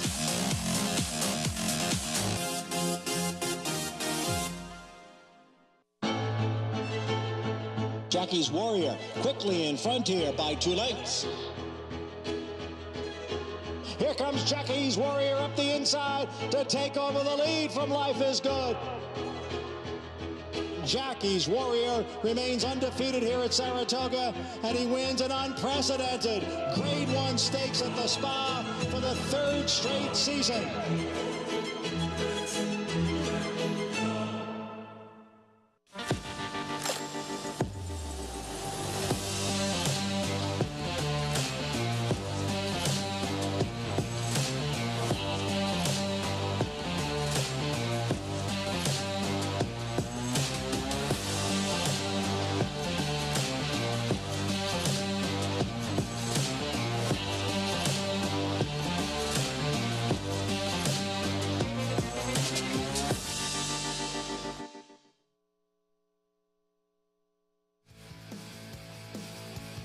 Back in our Saturday coverage of America's Day of the Races on Fox Sports 2, brought to you in part where you can play it all at NYRA Bets. Bet any track, anywhere, anytime. What a performance we just witnessed in the Grade 3 Gotham on the road to this year's Kentucky Derby. Deterministic, 3-year-old return to the races, just his 2nd start. And he gets the Grade 3 Gotham. Our Winner Circle lead-in brought to you by the Fasig-Tipton's March digital sale. Bidding open March 7th through March 12th. Learn more at digital.fasig-tipton.com. Let's get digital. Joel Rosario, 2 wins today, and it looks like he has a horse who is serious on the road to this year's Kentucky Derby. The obvious is there for you to see. The way he ran, he won. But it was a complete turnaround. He was so much more professional than his debut. And it really, you could just see the maturity and the way he evolved from 2 to 3. This was a big win. No, I agree. I think not just, and maybe the track sped up. It's pretty amazing they went that much faster than the older horses did, and they're experienced, good older horses. Forgetting about all that, as you say, the way he broke, the way he put himself in the race, the way he was still able to finish, the way he came inside of horses. I mean, this horse is, I mean, especially his first start where he was impressive the way he won, but very unprofessional. Right. Well, but you said, well, he's got ability, but boy, he's going to have to learn to do this properly. In one start, and that was a start a long time ago, to turn it around completely, this was a big effort. And again, I can't say enough about the training job. To have a horse ready to come off the bench and win going a mile against a good field. Nothing seems to bother this horse. No, I agree. I mean, he'd overcome adversity in his starts, different horse. And listen, it's a long way to go. It's early in his career, but this is a very, very promising horse and a very nice win by him. And you know what? Let's be fair to the second horse. I think he ran well, too. Sure. He was kind of running in spots. He looked like he wasn't going to finish there, and he still ended up finishing second. So let's give him some credit, That was too. just a touch for Brad Cox, who went off as the favorite. Let's go downstairs to Maggie. Well, as Miguel Clement to my left's jokes, I'm here with both of Christoph's children, except he's a favorite, right? Well, probably after today, for sure. You guys have done a tremendous job with getting Deterministic back to the racetrack, Miguel. He was so much more professional. He looked professional, he acted professional, and he's really got a bright future. He's top class from day one. We loved him when he debuted, and he's improved since then in the Florida. He's really dazzled us, so it's ambitious in your second start to run in the Gotham, but he merited the trip and he proved it today. Is there any way to make the reason that maybe getting that slight, break injury away from the racetrack, that it was a blessing in disguise?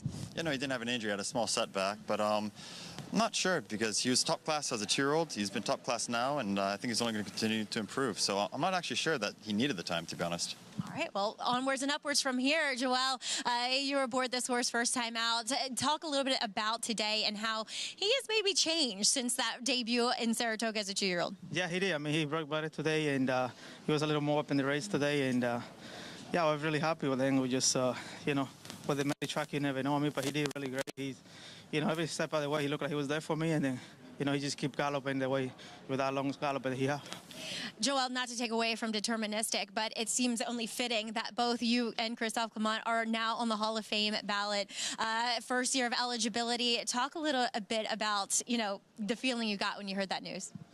Very great. I mean, and just like you said, remember, Miguelito say, Christophe, I can't be any more happy with all the opportunity he be given to me all the time I've been riding, and just really more happy that, that we win the race today, and then great. So we'll see how we do going forward for the Hall of Fame, and thanks to Miguel, all the family there. Absolutely. Truly a team effort, guys. Congratulations. Thank you very much. All right, Deterministic on the road to the Kentucky Derby, and only a second start, guys, with this Gotham win. We've said this about Joel before, and I stole it from someone else. School's the other side of the pillow. You could say that about Deterministic as well.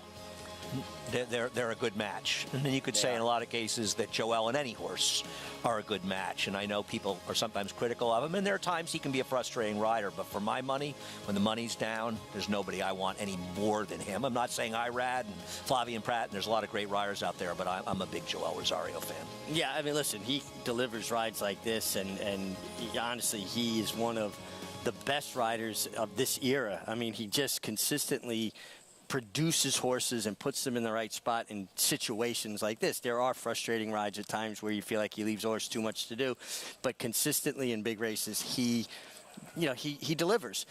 You got to, honestly, you got to give all three of the top finishers credit. Great. This horse does nothing but show up. This is a New York bred who just shows up every single time and gives you an effort. Maybe he wasn't good enough, but he's going to make them earn it. And I just thought this was a terrific addition of the Gotham. Yeah, and back to just a touch too. Let's keep in mind, Deterministic as well. Second career start. Yeah. Same for Just a Touch. Both these two horses that we could see making serious impact moving forward. I agree. Sure. I don't think Just a Touch lost anything in defeat. He was probably a little overbet, but I mean, I don't think that Brad Cox walks away and thinks, oh boy, I'm so disappointed. Obviously, you want to win, but I don't think he ran badly in there. And he might have lost to one of the better 3-year-olds in the country. He might have just had the misfortune of having another horse taking a shot in the race who's very, very good. Good one for Andy to go out on. We're going to say goodbye to Mr. tomorrow. Serling. We'll see you back tomorrow. Mig and I are going to take you the rest of the way. Quick break. We'll be back. We have more coming up from Oaklawn as well. Grade 3 Gotham. Wow, that was fun to watch. Meanwhile, back at Oaklawn, there was an objection, but victory stands here. Time for truth. Ron Moquett, after 2 sprints, including winning first time out and then second in a stake sprinting by the very talented Valentine Candy. They go longer with this horse, and he's able to win at 1 mile and a 16th. Impressively, Rafael Bejarano for the Moquett barn.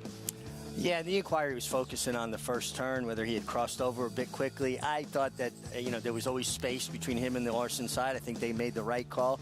And Ron Marquette's got himself a nice colt here. He stretched out really well today. $6.60 for the win. Some big prices underneath. But time for truth. Impressive. Joey Belmere, 7-pound apprentice who has been very impressive and sees a race well. Gets up for second at a big price there, and he's an apprentice you should keep an eye on, and he's got his bug for pretty much the entirety of this year. So he's one of the guys that probably will be in the mix for that Apprentice Eclipse Award. We've been saying his name a lot on this program. Down the Dusty Road Breeders, $150,000 purse, fillies, mares 3 and up. Arkansas bred runners, sprinting 6 furlongs. Cantex right now, your favorite. Randy Morse, he's having a terrific meet. Rafael Bejarano will try and add another one today on the current favorite. More on this field when we come back. And more on the Derby Trail ahead as well from down at Gulfstream. Great True Fountain of Youth. Dornoch,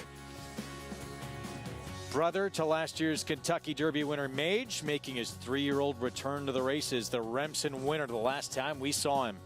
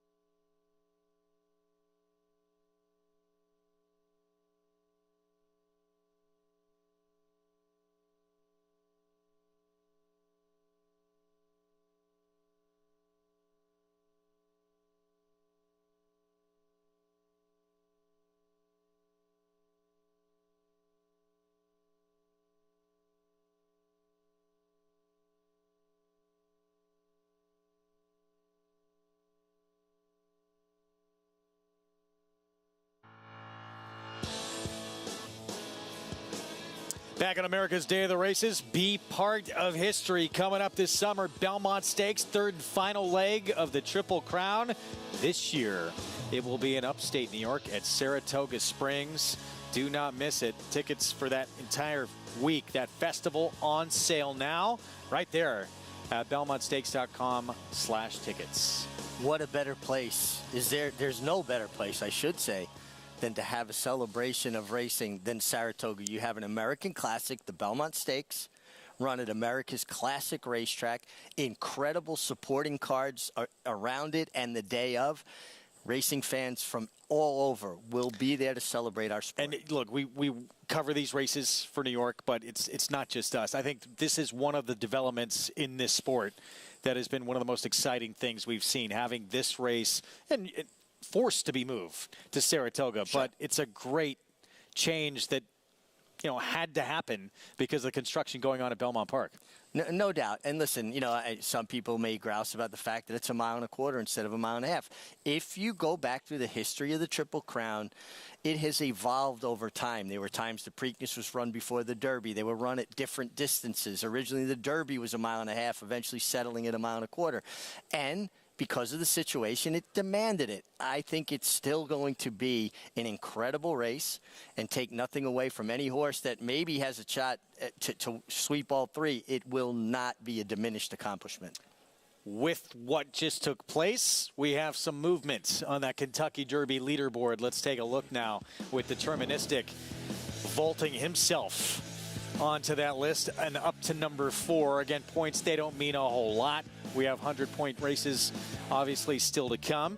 Those final big preps before the Kentucky Derby. But this is how it stands right now, presented by Spendthrift. Yeah, but what this does, it takes the pressure off Deterministic because he gained enough points today that probably safely get him in the field for the Derby. Now, of course you want to win these preps. They're important races in their own right. But at the end of the day, they are preps for the Kentucky Derby. So, but good point. I mean, still, you need the points to get into that starting gate, which is a privilege in its own right. And, historic most years, not every year, but 20 points quite often gets you in. Some years it's more than that. Sure. But, yeah, Deterministic with 50 absolutely will be in if it continues to progress. And, again, it just takes the pressure off of the horse.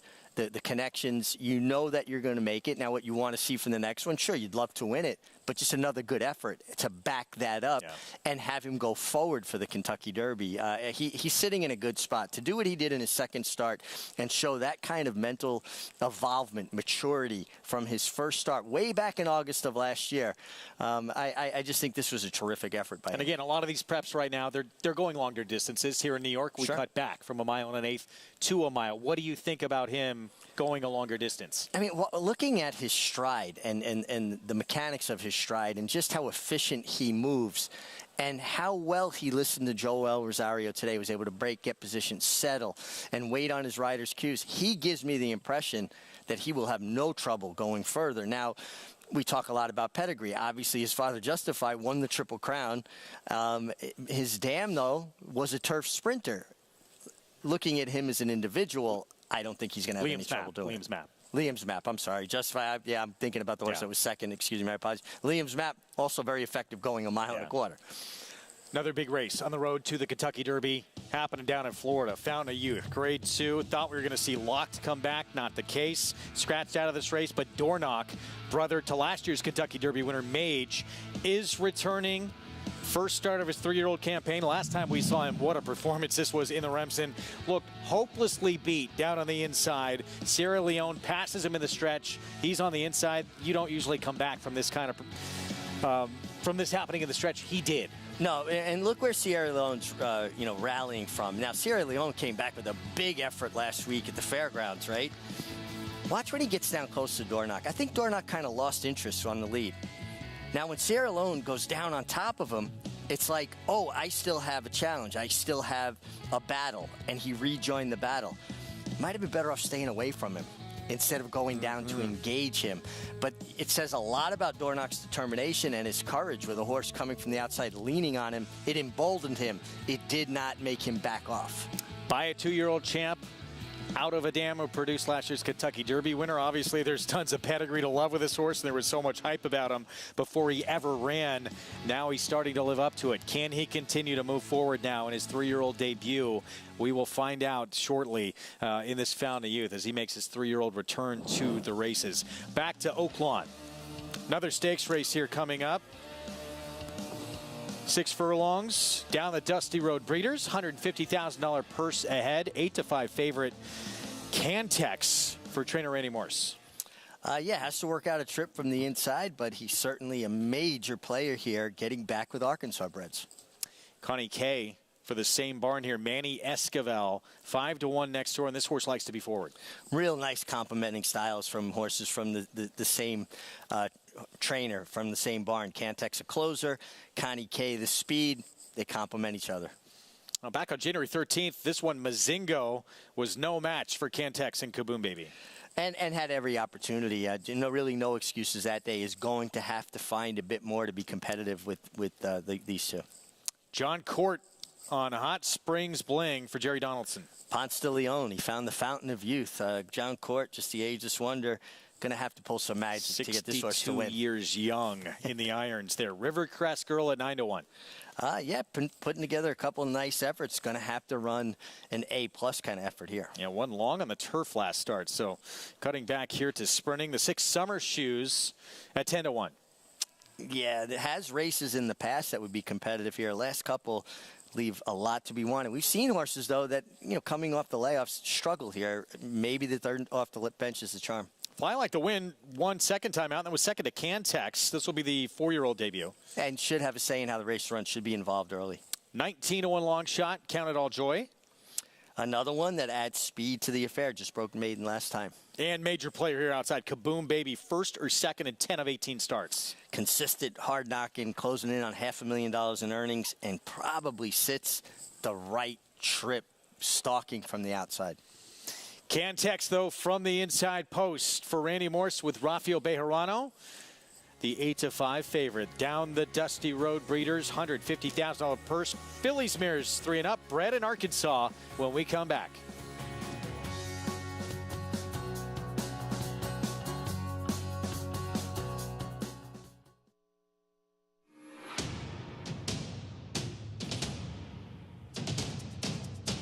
Drain the Clock will win and win by as much as he wants. He'll win by 6 in the end.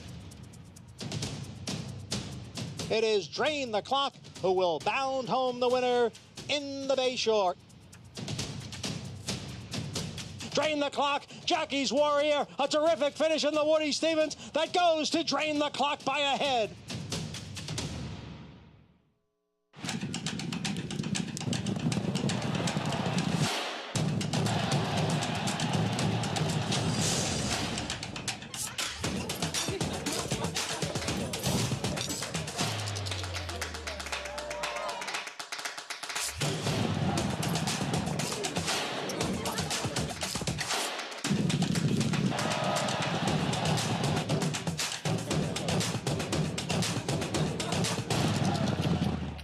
At Three Chimneys, our name is our promise. Our commitment to quality, our customer, and most importantly, the horse is at the heart of who we are. For over half a century, the Storied Stallion Station and Nursery have been a place where dreams are born. From Horse of the Year, the mighty Seattle Slew, to Horse of the Year and modern-day breed shaper, Gunrunner, we've been defined these past 50 years by the company we've kept. Three Chimneys, where dreams are born. Racetrack Television Network brings you every race, from every track, on every screen, every day. With monthly packages starting as low as $5, RTN gives you great value and access to more live HD streaming and race replays than anyone. Visit RTN.tv today to sign up and watch on almost any device, including Roku and Amazon Fire. RTN has packages that start at $5 per month.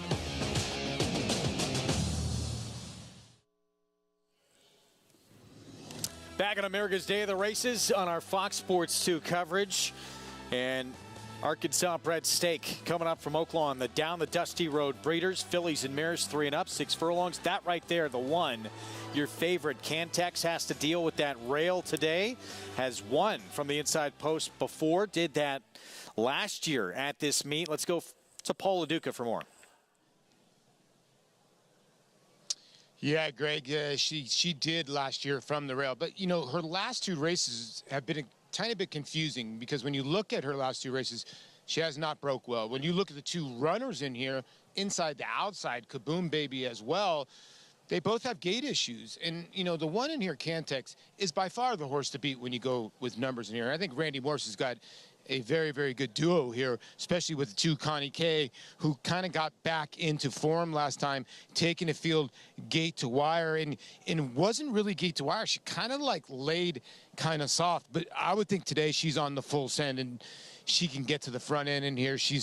Can be sharp. She's 8 for 13 in the exacta here at Oaklawn. Now Cantex if you go back to, the race 2 back, I understand the horse got left, but you just can't have that happen again in a smaller field like this and still circle the field. And Kaboom Baby was second that day. And this horse came back, did not like the mud. Zeitlos crushed that field. But, Mig made a good point. When these horses go back in the Arkansas bred company, that's 3 out of Cantex's 4 wins, and same with Connie K, 4 out of the 6. Now, Kaboom Baby on the complete outside, this mare is very honest. She comes with a really big late run. She needs pace to run into. Some of her better efforts have come here definitely at Oaklawn. She's 14 for 17 in the trifecta. So she's going to be coming. She just has to get pace to run into. I prefer the 1 over the 9. Do you want to take 7 to 5 on Cantex? That's kind of, a tricky proposition. And with the 2, I also thought the 5 had a little bit of a look in here. Rivercrest Girl in here, Greg. But the horse kicked the back of the paddock and then lost a shoe, had a shoe repair. So hopefully everything's okay. There was some time there in the paddock to give that horse some time. But Jonathan, I think Cantex gets away from the gate is going to be ultra, ultra tough in here. Yeah, I agree. I mean, if you look at that last race, I think that you can kind of you can dismiss that performance based on a couple of things. Like you mentioned, broke a little bit slow. But also remember February 3rd, that's that day that we've been talking about where the inside was where you wanted to be. Not only did Cantex break a little bit slow, but then was then rallying or attempting to rally down the middle of the track. So I'm going to just kind of draw a line through that race as it never happened and look to that race on January 13th or last year on September 30th. And if one of those 2 performances, and possibly even the race prior to that, are run by Cantex, Cantex will win this race. And I don't necessarily mind. I normally prefer horses that draw the inside to have a little bit more pace from an inside spot. But this isn't it's not like this is the largest field in the world. She can kind of break at her own pace, take back, make that 1 run down the middle of the track. So I'm going to go with the 1, Cantex. 3-2, Public agrees, and she is coming out of a race, and yes, she had trouble, as J.K. brought up, and Paulie too. You did not want to be outside that day. Filly, who won that race, Zeitlos, she came back and won the Carousel Stakes. Yeah, I mean, it was a quality group, and she didn't have a good setup. It never works out well when you don't break particularly well, and she got bumped around. Inside post, I don't think it's an issue. I'm going to the outside. I like the 9 Kaboom Baby. I think 3rd off the layoff, and she, to me, rounding into form, and that outside post could give her a clean trip. Meanwhile, Connie K, the 2, she is quick. She beat Kaboom Baby last time out. She used to have some really good races on her resume. Had been struggling of late, got back to that good form, but was it the wet track? Down the dusty road, breeders. Fillies and mares sprinting, 6 furlongs. Let's go to Matt Ditterman for the call. 1 back. Kaboom Baby. We're ready to go.